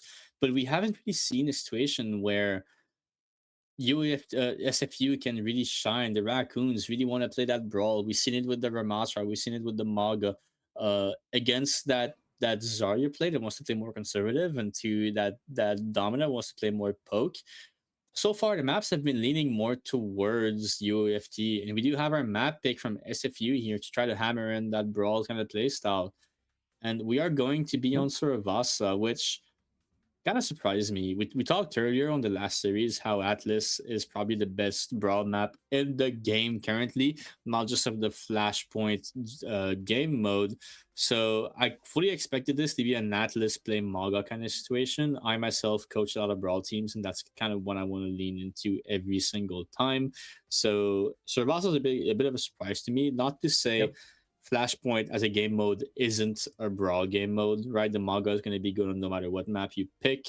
So is going to be the Ram, but this does leave a lot more space open to potentially a Diva or a Ball or a Hazard pick for UOFT. Yeah, and I do think another big factor of this, right, is that comfort value. Suravasa has been a really long staple in competitive play as long as it's been out. Back when it was just the 2 Flashpoint maps, when it was just Suravasa and New Junk City, you would always see Suravasa be picked up as the premier one. So everyone has more practice, everyone's more familiar, and that is what the Raccoons seem to be gunning for. Now, we also have the bans locked in right now, and SFU do go first. They ban out the Reaper, and UFT retaliate and remove the Malga from the picture. Now, you see, the Reaper ban makes a lot of sense from it was SFU, right? that banned Yep. that. So it makes a lot of sense. I think I do expect the Maga to come out from this, but again, UFT kind of just reads that, right? They just know that, oh, they're like Reaper. They don't want us to burn down their Maga, so let's just ban the Maga, right? Yep. But then again, Reaper being denied, being removed from the play, kind of opens up the field for Hero to play the Zarya, to play the Ramattra, to play those kind of big brawl tanks without having to worry about a big flex DPS being scary in the front line. So I fully expect to see Hero abuse of this ban and go Zarya, right? Because then he can play Zarya in a more greedy fashion, because Vendetta hasn't been played so much, and the Reaper isn't as strong of a pick, or not the Reaper rather, but the Echo, the Torb, all those other flex DPSs aren't as strong of a pick to kind of play for the Zarya, so the Zarya can be a lot more selfish. But I was wrong. We do actually see Hero come out on the Hazard here into Berfu's Winston. I did not expect to see Winston in this map. Yep, big stakes come with big consequences, and bringing out that Hazard is one of them, right? It's not a character you like to see, but as an act of desperation, it totally fits for Hero to bring out. This is potentially the series point, right? You could see University of Toronto walk away with the lion's share of the prize pool right here, and the Raccoons are here. truly, shaking at that thought. We already see here UFT taking a very aggressive position here. First onto the point, playing this high ground, playing to look for that dive into the backline. But Robro answers with a rail on. Oh well, so well placed here. Gets the first pick done. Yep, good first pick, removing a lot of the extra mobility that the Varsity have in their favor, and securing themselves the first capture of that point, buying themselves a lot of extra time should the fight next go sour. But we're not going to plan around contingencies. We're playing to win. And Turkboy gets engaged on the Kiriko TP, bails him out of a really bad situation. And now Berfu resetting onto this high ground, looking for an angle, is struggling to find it, as there's so much damage coming out to keep them suppressed. Oh, what a boop here from Cry, denying the bubble turn onto the very oppressive space that Berfu wanted to get into. And then SFU Raccoons, Monkey doesn't have jump or bubble, let's just flip in and kill the backline. We find both picks on the supports. Cry here just looking to deny the Tracer as well. Berfu finds the trade onto Robro, but Hero again just comes through here and finds a pick, and the boops again from Cry, denying the Monkey. And this has been such a big theme, and this is gonna keep being a theme if we keep seeing the Winston here, of denying the bubble. That's what makes or breaks a Winston player, getting those good bubbles in, deciding is that jump worth using bubble for, what cooldowns can I block with, and especially how can I block the healing from this tank with my bubble. And so far Cry with the boops has been coming in clutch to deny that from Berfu. Yep, Solus is able to get this touch in, triggers the overtime, and now a pulse bomb onto Berfu spells the end for this Winston. And the Raccoons are able to, in pretty dominant fashion here, lay claim to the first points and, set themselves up strongly for success moving forward. A really big oppressive showing from SFU Raccoons, pretty convincing here. We do have ult coming into play now. We did see a pulse bomb being used from Change, I think, a bit before, but to no avail. And right now, with the Hazard Rain and Kitsune Rushes being open on this point, I think we might see a change of pace here. Winston a lot more pressing into those ult fights than to deny the space of the Kitsune Rush, to deny the beat as well with the shield. But Computer Overwatch says, let's talk about ults, more about guns, and finds a pick on Change. Yeah, shutting down the Tracer is a really big first step in the Kitsune Rush from both of these teams, as well as the Beats is able to build SFU Raccoons into a strong position. Solus shuts down Robro. Now no DPS left. The downpour is all you're relying on, but the Beat is able to save the rest of Varsity Hybrid from it, but not Berfu. You see Solus here looking around for an angle, trying to find a way back into this fight. The Varsity Hybrid are continuously tapping on and off of this point, and the Raccoons are inching forwards towards this cap. Hero's able to shut down well, and even after all of that, the Varsity Hybrid are forced back as the Violent Leap charges forward, and Hero comes at them from behind. The Raccoons, after a sloppy fight, win this fight. This kind of slow play style from UFT Varsity here, with Berfu still staggering himself, by the way. This is a not less than ideal situation to be in. doesn't really come through. It's, oh wow, we do get the primal rage forced here on 2 point, getting really greedy on Berfu's side. Maybe a bit of lapse of adjustment here. I'm willing to be proven wrong, and Sodas actually used that attention to find a pick, and Turk Boy finds another here. Again, attention, ladies and gentlemen, proven here first. Everybody looks at the Winston and Primal Rage, and they forget to look at the DPS coming back from spawn. Berfu, secretly the MVP, much bigger brain than me onto display. I was about to say the slow playstyle from them with the Winston playing to deny the space doesn't work too well. We can kind of just skip with the Kiri Lucio, right? Lucio comes forward, Kiriko TPs him to the Lucio, but Berfu still somehow manages to force out some cooldowns, a lot of attentions, finds those trades in those fights. As we see the bubble coming in clutch here.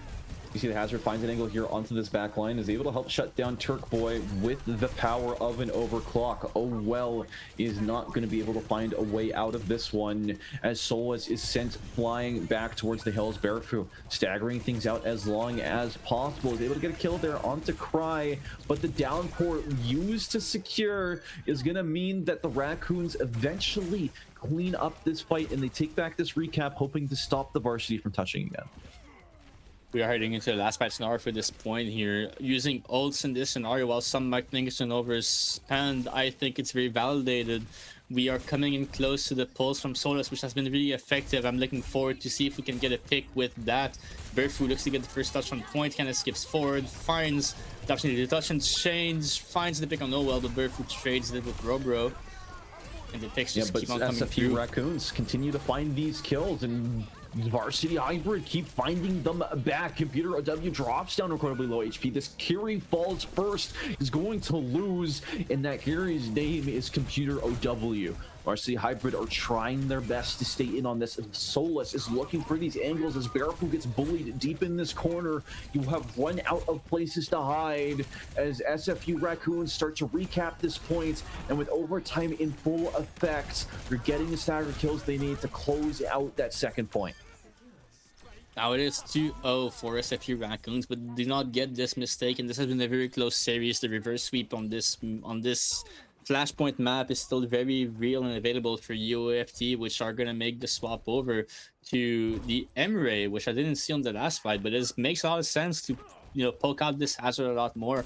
Hazard has been a very big oppressive tank in this matchup here with his wall, able to burn down Berfu, so evening that HP trade out with the Emre might turn this tide into UOFT's favor. Yep, we see the Primal Rage come out into this back line, able to pick up a kill onto Robro, but not before the lost Turk Boy. So the 1-for-1 DPS trade is going well so far, and they're able to trade back the Lucios as well. Very solid law of equivalent exchange, as now the Kiriko falls and Computer is nowhere near death, stopping this chain and meaning that Varsity Hybrid are the first cap on this point.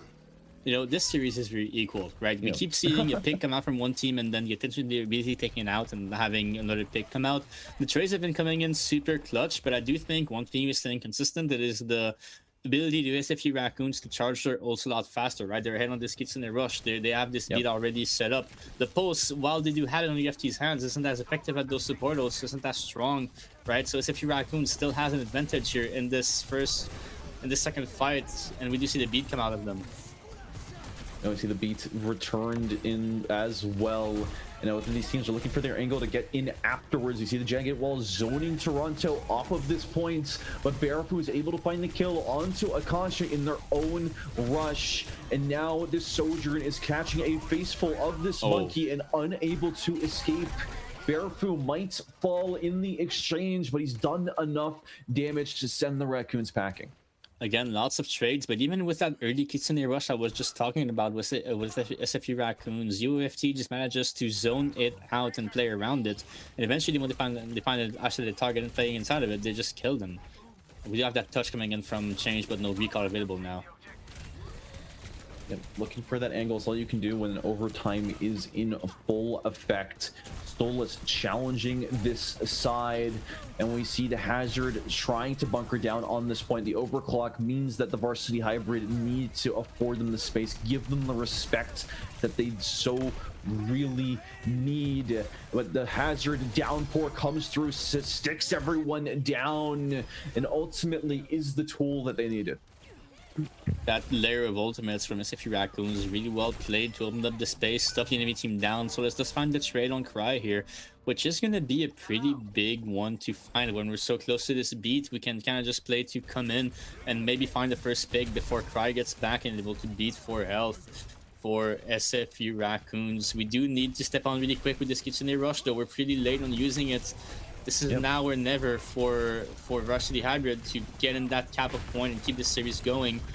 Turkboy comes out with the overall protocol here, tries to actually force out the enemy team, but only forces out the beat. You know, the Kitsune Rush as well. SFU Raccoons have a firm grip on this point. It was so close to being flipped, but they have those picks, they have the kills, and now without any supports left, Bearfu is struggling to stay in here. He needs to pop the Primal to keep this map alive. He's able to take down Akasha, but the team needs to come back. He is buying as much time as possible. The pulse bomb whiffs, and now Bearfu, out of primal form, is down to being his squishy, normal self. We see Cry get caught out, and now with Akasha back on the way from spawn, the glove is on the other hand as the Raccoons are fighting with no supports remaining. Varsity Hybrid are able to flip this cap, and with the overtime ticking down to 1, Hero sacrifices themselves in a hero play, and Varsity keep the map alive. Again, Bearfu with the Primal Rage here, coming in clutch. It's the second time we've seen that happen. And honestly, as we get into a bit of a technical difficulty with the stream here, we are back. But honestly, that's been really impressive so far with that Winston. It's a bit of a slippery slope here for them. The ult fights seem to be so much better, and whatever they're able to control these angles and get the Winston to be aggressive, it's so much better for UFT Hybrid. But the neutral of SFU Raccoons, especially with all those ults they have to entry here, is so much better. Yeah, you see the downpour come down to lock them in place, and you see Robro dropping down to low HP, able to escape, and Hero gets the first blood onto that Soulless. Robro eventually does fall, and now Bearfu is beaming the Lucio down with the Tesla cannon. You lose Computer W in the trade, and Change dies, and Hero gets 2 with the violent slash. And ultimately, it comes down to the tank duel. Akasha gets jumped on with the jump scare, turned on a dime, and sting like a bee. Hero is forced to back off, and Hybrid cap the point. All I have to say is I love Winston. I love being able to jump into a backline, bubble myself, and just like essentially be unkillable for a total of 6 seconds. That's what we saw on that map. Bearfu just forcing respect out of the enemy team backline and just able to hammer in those right clicks, hammer in that space, and eventually finds the picks with it, right? Everything revolves around space in Overwatch, and Bearfu able to control that much better with his Winston pick. You see the Hazard, they're placing tactical wall there to zone Bearfu off from healing, but the Primal Rage is able to bail them out. You see the override come through and is able to do a lot of damage onto this back line, and it's a clean 5-0 fight for the Varsity Hybrid. Wow. So Computer Overwatch with a double kill here against, really impressive. I do think that this next fight is going to be really interesting to see. We do have to beat way ahead on the SFU Raccoon side if I get into the Kitsune Rush. It's going to come down to how fast we can get to step on this point, right? SFU Raccoons, if they can get to win this fight, they're going to hold with the downpour. They're going to hold the Kitsune Rush to a really good situation to be in. Believe it or not, this is the fight for the marbles here for SFU Raccoons. If you win this fight, the rest of the series is so much easier. We'd have the beats coming down and the rush coming down as well from UFT Hybrid to match it. Yeah, losing your recall that early is devastating, and Soulless finds the shots onto Robro, able to shut them down, and now the Tracers are chasing after each other. Yes, you lose Soulless, but you win the rest of the fight. Varsity Hybrid, again, capture this point, keep the fights alive, and now we're sitting here at map point, series point. The stakes could not be higher. The stakes could not be higher. I would hate to get reverse swept on the flashpoint map like this. Hero still holding on to that downpour, able to maybe catch an off angle early, or maybe stalk those enemy supports to get an early cap. A very strong ultimate to have here indeed, really close to the Kitsune Rush as well. That does end that later into this point though. The ult's going to be favored towards UFT Varsity if they don't play this smart on the SFU Raccoon side. They gotta win fast and strong. Yep, going in, trying to find these trades. SFU Raccoons already set themselves up in a pretty nice position here on the point, and they have the high ground advantage. You see Bearfu not enough to get into that back line, and the Kitsune Rush here from Akasha leads to the first blood kill onto Soulless. Now Varsity need to play their cards close to their chest. They lost Turkboy as well, no DPS remaining. As we get that first percentage cap again for SFU Raccoon here, we still have that downpour available for Hero. UFT though coming on a lot of volts. I think on this point, if you're UFT, you're trying to get the map space as much as possible for getting on point. It's one of those points where if you start by trying to control point, the enemy team just kites to angles around it and you get forced out really fast. So playing everyone to this point might feel really awkward compared to a Sojourn, which is more adapted to slide out to a new angle, to a new position. And as I talk about that, Robro finding the first pick onto Solus playing the angle. Yeah, the Raccoons really have this point on lockdown. Varsity not able to drag this fight out for any length of time means that they're not able to build up the ults that they so desperately need. The Raccoons have this advantage and they're hoarding their wealth. It's a dragon's pile. As 80%, Toronto need to do something and they need to do it now. We do see SFU Raccoons here. Winning that fight with no ults is really good for them. They have 2 ults, almost 3 ready to go here, and Robotro is going to open this fight with an early OC, forcing out the beat before we get to the point from Roel. Yep. Such a nasty shot on Solus. Beautiful manages to trade it out though on Cry. We do get a downpour on Turboy here. We deny him, but Computer Overwatch and Burfu finds the trade. We get changed off the map here, but Burfu has to keep touching, did not get to leave this point to chase this Tracer. Finds the pick on Hero though, and now finally gets to step off and bubble off this hit scan angle. Does not want to get traded and manages to live this with OL coming back here with the double kill. Small, I can feel my heart beating out of my chest. Those plays, those shots. I mean, that shut down onto Solus. But as you were saying, again, right. A lot of this map is going to play into this DPS matchup, right? Finding those rails and especially those pulses are available right now. We see both of them come out to no avail, and we're back to finding on point. Sparkful. This is such. This is so stressful. You know, we see the Kitsune Rush come out from Computer OW, potentially heralding the end of times. You see Hero disengaged. The Raccoons are biding their time as they don't need to touch just yet. You could see them riding over the horizon as they approach this point. It's all amounting to this moment, and Change is the first one to crack. Those cracks are appearing as the Raccoons are now in a mad dash to touch this point. You see Hero running through the Kitsune Rush to guide them as Solus gets his recall forced out early. You have this point cap going through now as Toronto are creating the perfect honey's nest. They're buying enough time. The Jagged Wall comes out and is wasted on the side lane. We see the railguns come back, but as Toronto are preparing, they're winding up this punchback. It needs to be well placed as the overtime starts to tick down. We see Barefoot hopped onto this back line. Turkboy is the first one to fall. Oh my god. And the fight continues. The overtime is decreasing at rapid pace. Barefoot cannot afford to go off of it. We lose Cry. We lose a well, and the fight is back to even. You see Hero putting out a lot of damage here onto this Winston. The Winston is out of the picture. The downpour to lock everybody down. And ladies and gentlemen, the Raccoons have done it through the fire and the flames. They dive through that trash can and they pull a victory to keep the series alive. This last fight is such a good representation of how this map has went. SFU Raccoons getting to step on point with the Kitsune Rush forcing out UFT Hybrid, but then the beat layering on, and somehow, I don't even know how that happened, UFT just kept hanging on, just kept having those touches through the support ults, and even got to build their own beats. But I don't know if you noticed, Spaffles, but it was Ajax that was about to come out.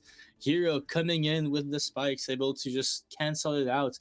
Such a deciding moment for this series. If that beat goes through, we have ourselves a clean sweep for UFT, but SFU Raccoons just denies it hard with Hero and simply takes the first map win here home. Do we expect do you think we have another reverse sweep on our hands? Do we have a double reverse sweep night?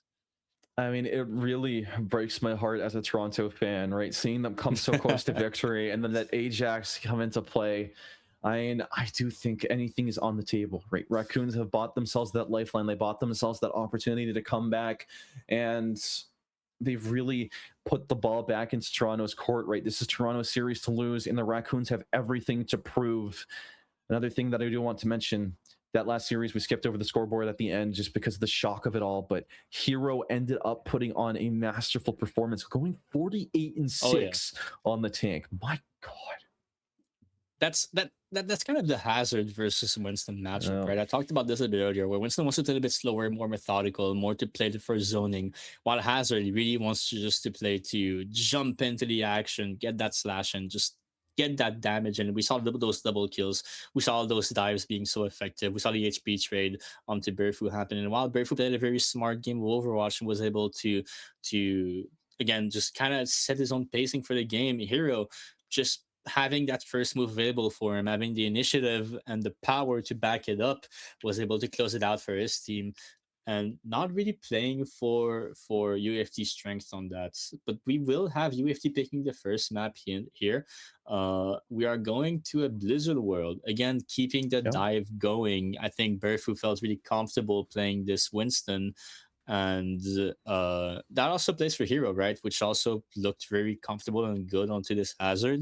Yep. That was not part of the characters that I named when I first was introducing this player. But I do remember seeing him playing that Hazard really often and shining on it, simply looking really strong. And I think we have ourselves a banger map ahead of us, having a dive mirror. Yep. We know they want to play the Winston, we know they want to play the Diva, we know they want to play all those dive things. The only one I don't expect to see is Ball. Now, I do think that this puts a lot of advantage into UFT's hands, since they have Solus on the Tracer, which was simply amazing with all the damage he had. Maybe lacking a bit on the pulse bomb department, but that was also mirrored onto SFU's side. Simply, though, so strong with the Tracer still. Yeah, there was a lot of potential coming out, and those Tracer duels I'm definitely looking forward to. But if Saint Foy in the last series proved to us anything, Blizzard World is not just a map for dive. If you have a will, there is a way. I mean, everything, again, is on that table, whether it's comfort, whether it's something completely outside of the picture. You never really know what to expect. And as the bands find their way into the picture, University of Toronto, they choose to get rid of the Hazard. That makes sense, right? If you're gonna want to play the Winston here, getting rid of the Hazard just makes sense. They don't know yet, or we haven't proven on SFU side that we can play the Diva. We also don't know how comfortable they are on the Diva on UFT's side. I definitely think that if you're not a Hazard player going into Hero with the masterclass performance we just had, banning it makes a lot of sense. We are going to be banning the Ilari on SFU's side, which the Ilari was pretty. We did play Ilari on UFT side before, right? It looked pretty strong. It looked pretty solid. The damage was there. I don't know for Blizzard World though how much of a big ban it is. I guess we do deny the Ana Ilari backline, which is very greedy and enables tanks to get really aggressive, which might play to nerf even more Hero, but also again helps them just walk around the map as well, not take that damage. I don't know what to expect though. It also kind of enables the Cat Bastion from being played, which again we have not seen in this entire tournament yet, despite being meta in Asia and being played in NA. I guess NACE Varsity and NACE Open this weekend. We saw a lot of Tier 1 players and Tier 1 teams like Winthrop, Northwood. We even saw St. Clair try it out. We saw Cumberland try it out. All those top collegiate teams play the Cat Bastion. So even in NA, it is pretty prominent. But as I'm saying that we haven't seen it yet, we do see SFU Raccoons coming out with the Cat Bastion. And this is a very interesting comps, folks. If you haven't seen it before, I can summarize it for you in a few words. It is a comp that plays to swing out your Bastion and win the space. If you have a Bastion in the sky, in turret form, you do not want to be there. So you win all of the space with that Bastion turn you have, and then the Ana having the hit scan is able to keep up the Bastion, have Nade for herself to live. Nade is used more defensively than aggressively in this matchup as you want to fight a Tracer, and the Diva just the Tracer just want to play to connect with the Bastion turn here and deny people from getting back into space. So it's a build space and deny kind of comp. All right, I'm looking forward to seeing how it gets applied. Right, you've been hyping it up all series, and as a lot of people are tired of seeing Cat in their ranked games, I'm excited to see it in a competitive setting, because this level of coordination between the players, you have a strict game plan, you're trying to follow through with it, is always a delight to behold. You see that AC 130 above. Now Oh, we yeah. see the early touch here from the hero, no wasting no time, going straight to this point as the Cat Bastion combo is just really difficult Oh. to shut down. As I mentioned, that we see Solus sniping down this kitty that's on the ground. In Varsity launch a full-on comeback to 5-0. We did see CP Raccoon stepping a little bit too much into the Tracer space here. This is kind of the other side of the medal here, playing the Cat Bastion comp. Your downtime is incredibly weak, right? If you're playing with Bastion on the ground and your Cat lower, you allow yourself to take some damage. It takes a lot longer to take that second turn. You're a lot weaker as well. You really need to get in that good turn. And as well, you can get denied by cooldowns, such as the Orisa Spear, as the guns from Maga, as a sleep as well. If you're in the Ares Bastion, you gotta get that good turn as well. So it's all about the timing. It's all about getting that good starting position and getting that good timing to pledge that advantage. And we seem to recognize that on the SFU Raccoon side by forcing out the backline before and then swinging out the Bastion. Giving them a lot of space, and Barafu almost gets left out to the wolves as you see Solus wreaking havoc on that backline, shutting down the Ana before she's really able to use any of her cooldowns. Wow. And now Barafu killing Hero right as soon as they are demech'd. I mean, I'm seeing a lot of work being done by this Bastion, but Varsity Hybrid, they're really good at cutting it out and then striking back. Again, a lot of space respected by the Lucio. We're kind of using Amp to get out and respect the Bastion turn, and then we kind of fall. We kind of drop the ball here on SCP Raccoon's side by letting the Tracer wrap around to our Ana, letting the Orisa swing out to our Bastion. We're not playing the downtime well enough, and we get punished so hard for it. And Solus, ever so greedy on the angle, almost finds the one tip on change, followed up by Beerfu on the damage here. Again, really good flanks by Solus as well. I'm kind of blaming this on the SFU Raccoon side, but also Solus just kind of always coming in clutch here with that damage. Got the Bastion current coming in through here from SFU Raccoons. Yeah, you see Change getting that first blood pick on a Solus. That's a lot of pressure gone, and your Cat Bastion is going to be able to reset in peace for the next 10 to 15 seconds. As you see the protocol override come through, Turk Boy is trying to get the damage through, is able to beat it through that choke, but not result in any kills. The Nano Boost in combination with the Pulse Bomb is enough to take down Bearfu. Without your mighty defender of Numbani, you've got a lot of problems trying to contest this point. Yeah, we did see the Bastion turn here get used after the ult, made a lot of space for SFU Raccoon step on point as we get this second tick, and the touch going to be so hard, right? You have to walk into the Bastion form and play the cross and go into it. Even with the Kitsune Rush, it is so hard to manage, and the Bastion just getting flown over. Turk Boy here, completely denied. You don't respect the space, well, you don't get to live, my friend. And we see a cap happen from SFU Raccoons here as Bearfu swap over to the Diva, tries to touch but does not manage to get there. Now we did see also with the swap over to Diva here on Bearfu, maybe look to deny more the Bastion, have the DM for him, have that fly and the missiles on him. But again, the Bastion during the form with the Cat kind of unkillable, right? You kind of have to respect the turn and wait it out. Yeah, and I do want to be a little bit of an optimist here. Is before when we saw Blizzard World get taken, it was shut down in one fight. Your attacking team was able to sweep through, and there was no competition. So Varsity being able to hold them down up until the very last 50 seconds, it does bode well for them for the rest of this point, but more so with this Cat, right as I say it, the Cat gets sniped down by Computer in that back line. That on a sniper is really brutal. Yeah, I didn't notice that swap here happen. Again, a big way to deny the Cat Bastion comp, which UFT is starting to kind of understand here, is either kite the turn or match it with better guns, right? Playing the Ana, playing the Illari as well, which was banned.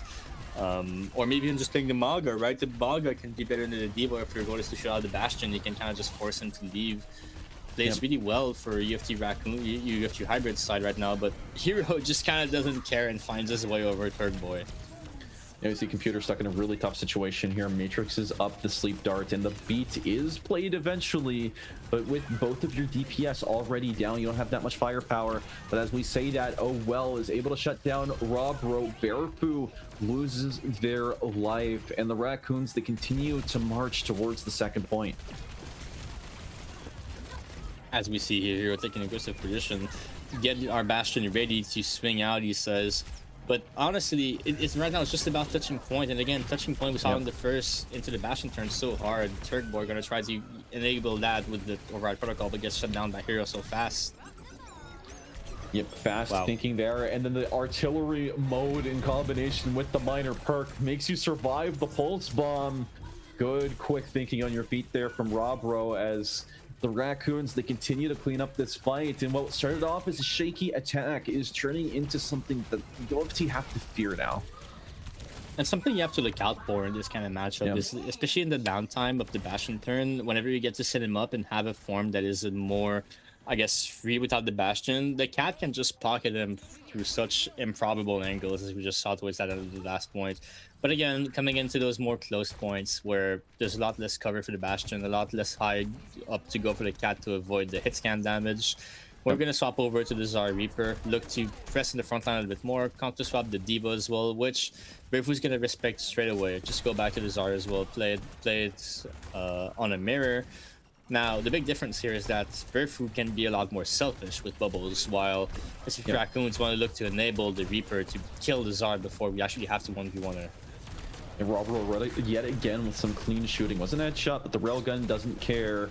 And those bubbles used to try to escort Computer W out of there, but you're not able to get enough damage out. And we see Barafu is the recipient of a nano boost. And I was gonna say it's not enough to keep him in it, but they are able to turn the tides of this fight. And now Hero finds themselves stranded on this island, just trying to build up enough ult charge. The Raccoons overall, though, they're pretty happy in this situation.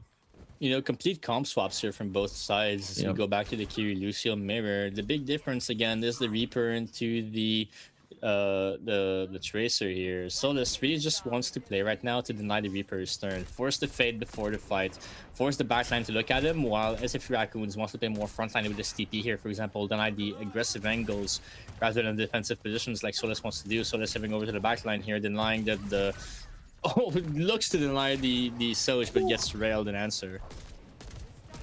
That's that clean shooting we always expect from Robro. Merely putting your name out there and making it your own. Now, Varsity Hybrid, they have to contend with a lot of this damage continuing to flow through, as the objective has yet to be stopped. 20 seconds left in his last fight area, and we see the Graviton Surge come through, and it secures the kills onto both of the backline units. Turk boy, you gotta say it 3 times because it's 3 times as nice. The Raccoon sent into a full retreat. Hero makes the ultimate sacrifice here on the point, but is not able to buy enough time for the rest of the team to follow it up. As the overtime ticks down, the sun sets on the Raccoon Empire as the push is finally halted. You know, we do again fall back to a scenario where everything plays onto this round, right? If your Raccoons has so much to play for here. And we're going back to those open sides of the map here where the Cat Bastions finally seem to click for them, finally seem to find the right coordination to swing out the Bastion, deny the backline, and simply give the space for your turn to shine, and then afterwards just have a good stable. I wonder if UFT Hybrid predicting that kind of composition is going to pick a counter swap. We did see them do swaps over to the Ana and the Diva to kind of counter it out. Now, I do think if I am UFT Raccoon, I do expect to see a Cat Bastion. Even though that's not what we see right now, we do have a cheat code when we're casting like this. We see the comps happen a little bit early. We do see the Diva come out from UFT Raccoon into the Zarya from SFE Raccoons here. I do expect some swaps to happen after this first fight, especially if we don't get to force out this top high ground. The Diva still does get to avoid Hero really well, right? If he's holding top, we can kind of just skip towards the left and get to the back line. Still a much more mobile tank, especially when you have the Lucio on both sides. But UFT Varsity Hybrid, all of it kind of plays into their patience here. Either that or obviously the counter swap. Yeah, there's a lot of variance coming into this, right? We see the Widow Lifeweaver just pulled out at the beginning, trying to find any cheeky angles, not gonna get it. And it's a complete composition swap, right? You're now relying on this Winston to give yourself a lot of positional advantages, and that is the benefit of being on attack here. The Raccoons, they have to wait until their next respawn cycle to be able to respond. Yeah, and the Winston here really shown that he can make it worth even into a hard counter like the Hazard. The Reaper is a bit harder to fight here, but the Zara is also easier to fight for Berfu. Really great bubbles though from him on that last series. I wonder how we're gonna see him take control of the map here and force his Raccoons to adapt to them. UFT varsity hybrid here really has all the cards in their hands in terms of the pacing of the fight, and somehow, some way, Birdfu finds the first pick on Change. And we also see Solus drawing a lot of aggro back over to this point as he almost secures 1/3 with the back cap. Now, the Varsity Hybrid diving again deep onto that high ground, preventing a lot of room for the Raccoons and not able to build up the ults that they need to give this a proper fight. We see Robro climbing up onto this high ground, able to charge up that railgun with the extra space that they've got, and then Solus is taken down. The Raccoons continuing to hold onto this point for a little while longer, thanks to the dire triggers on this Reaper. Wow. Again, such a disappointing end of the fight here for UFT Hybrid, not being able to close it out, but we still get that early pick on Change again, opening up the field for Birdfu to kind of step in.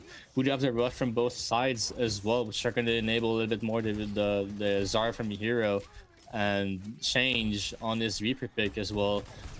Computer Overwatch still gets to have a really good rush here onto point if Turkboy can use it, and we do have that first high ground force from UFT Hybrid, and the rush gets out from SFT Raccoons and answer.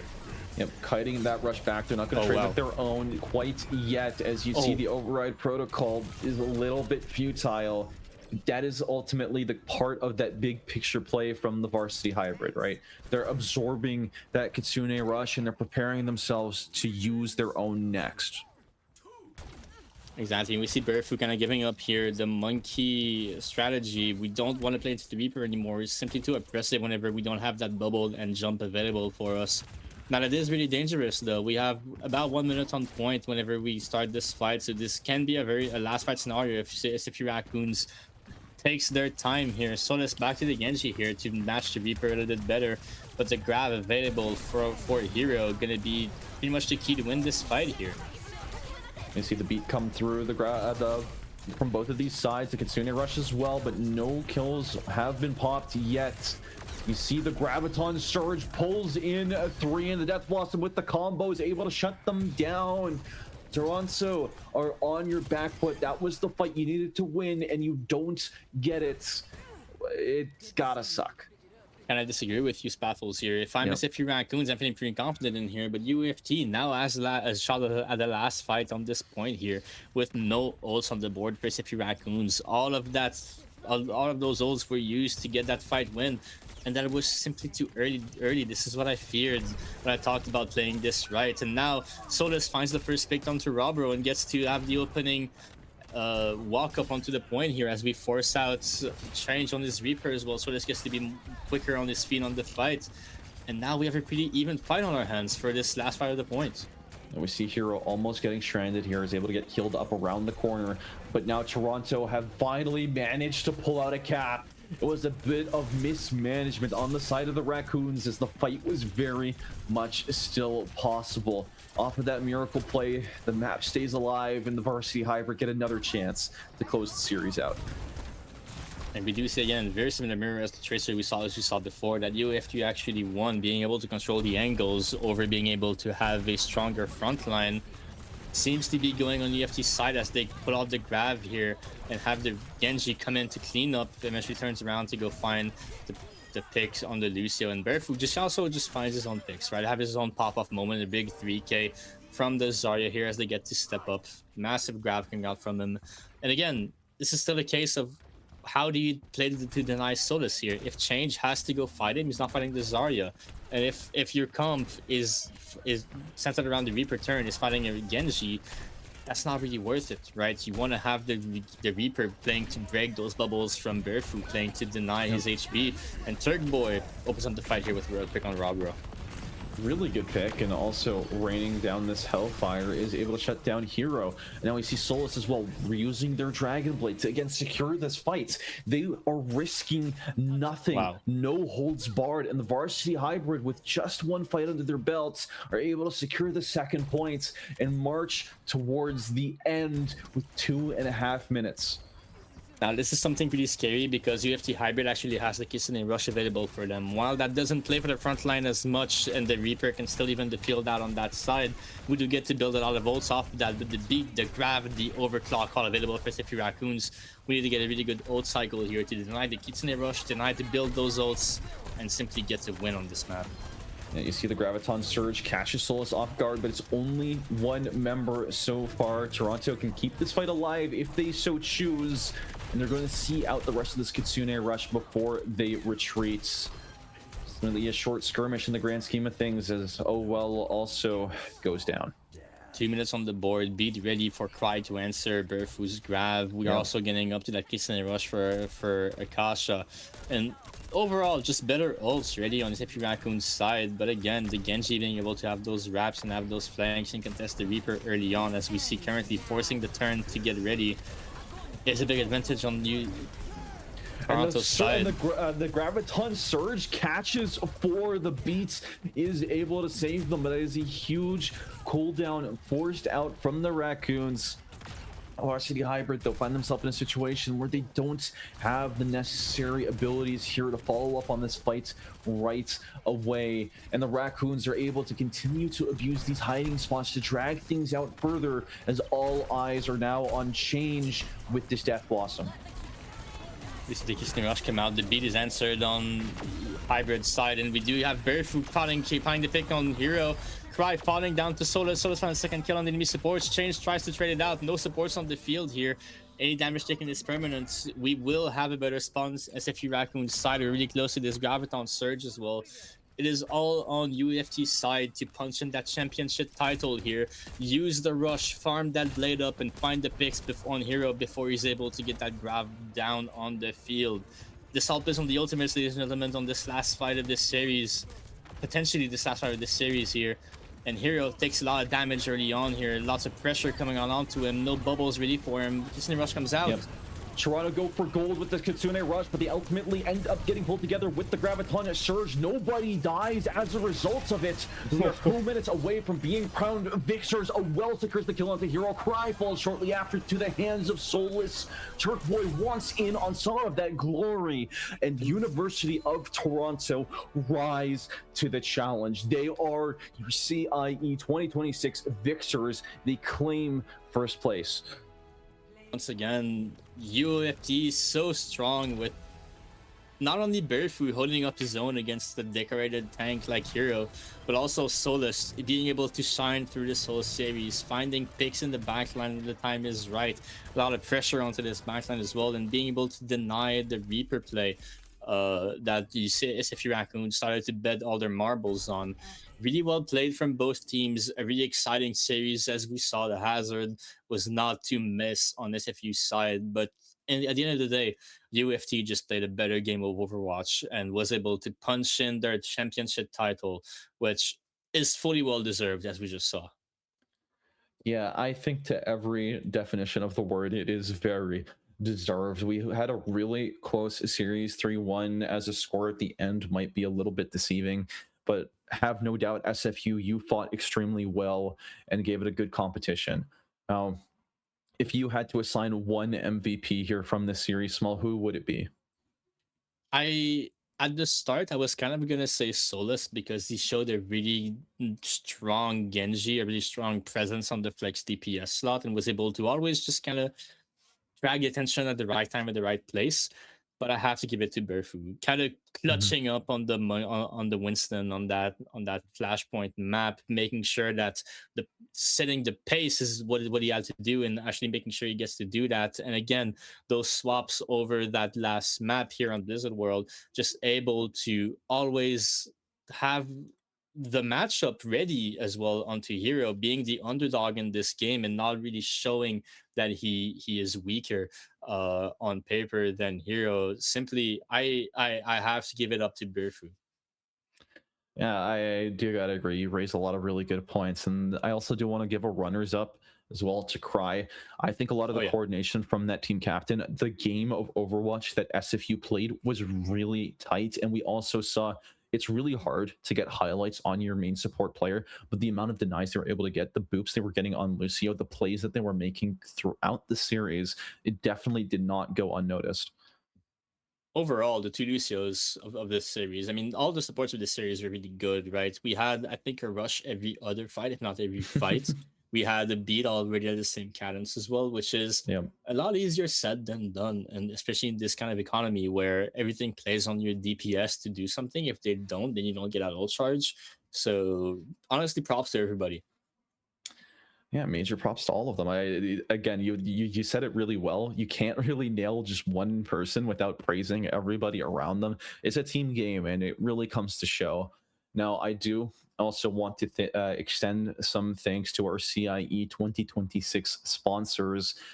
First up, we have BMO. To help you focus on what's important, BMO has checkings and savings accounts, credit cards, and borrowing options specifically designed for students. Open a BMO student account and get up to $950 in value, including $175 in cash with BMO's current student offers. Visit bmo.com/students for details. BMO also has a program called Next Level, which is a first of its kind gaming program dedicated to helping gamers level up in game and IRL. Run by Sean Frame, BMO's gaming relations specialist, Sean brings a commitment to helping viewers achieve their financial goals and have a passion for gaming as an active member of the gaming community. You can go into the chat and type !BMO or !BMO NXT LVL for more details. And then also, yeah, go ahead. All that money is like really good as well. Like if you didn't win that tournament, you're feeling pretty bummed out. But like as a student, I know I could use that, and I could probably use that for a lot of things. I would say I need a new mouse, but I think we have something pretty interesting coming up for that. Yeah, why spend your prize money on a brand new mouse when you can potentially win one from our second sponsor, One of Zero? One of Zero has supplied CIE with 6 gaming mice that make you better at what you do. Type !raffle in the main channel chat for a chance to win one of 6 gaming mice supplied by One of Zero. Code like a maniac, design like a guru, and game like an assassin. Take pride in your setup and look good while you achieve it all. Discover your inspiration, defy definition, be One of Zero. That's giving me chills right there. To learn chills. more, type !One of Zero in the chat. All right, exactly. And with that, right, that concludes this day of CIE. But make sure, as always, to go give us a follow on this channel. Go follow CIE_GGS_2, where you're going to find all of our second broadcast matches. That's where most of the Overwatch that was played before today was housed. And make sure to go over and follow our Twitter. And once again, I would like to thank everyone involved with the production. Thank you so much, Small, for joining me tonight. Thank you so much to behind the screen, everybody who has been assisting with the production. Shout out to Jumble G and Twists for being here in the call with us all night. And again, I do want to extend a sincere thank you to all of the fans, everybody dropping by the Twitch chat and reading all the messages as the stream's gone by. You guys are all a vibe, and I love seeing you around and interacting with you all nights. Thank you all so much for joining us, and we'll see you around. Thank you. Okay.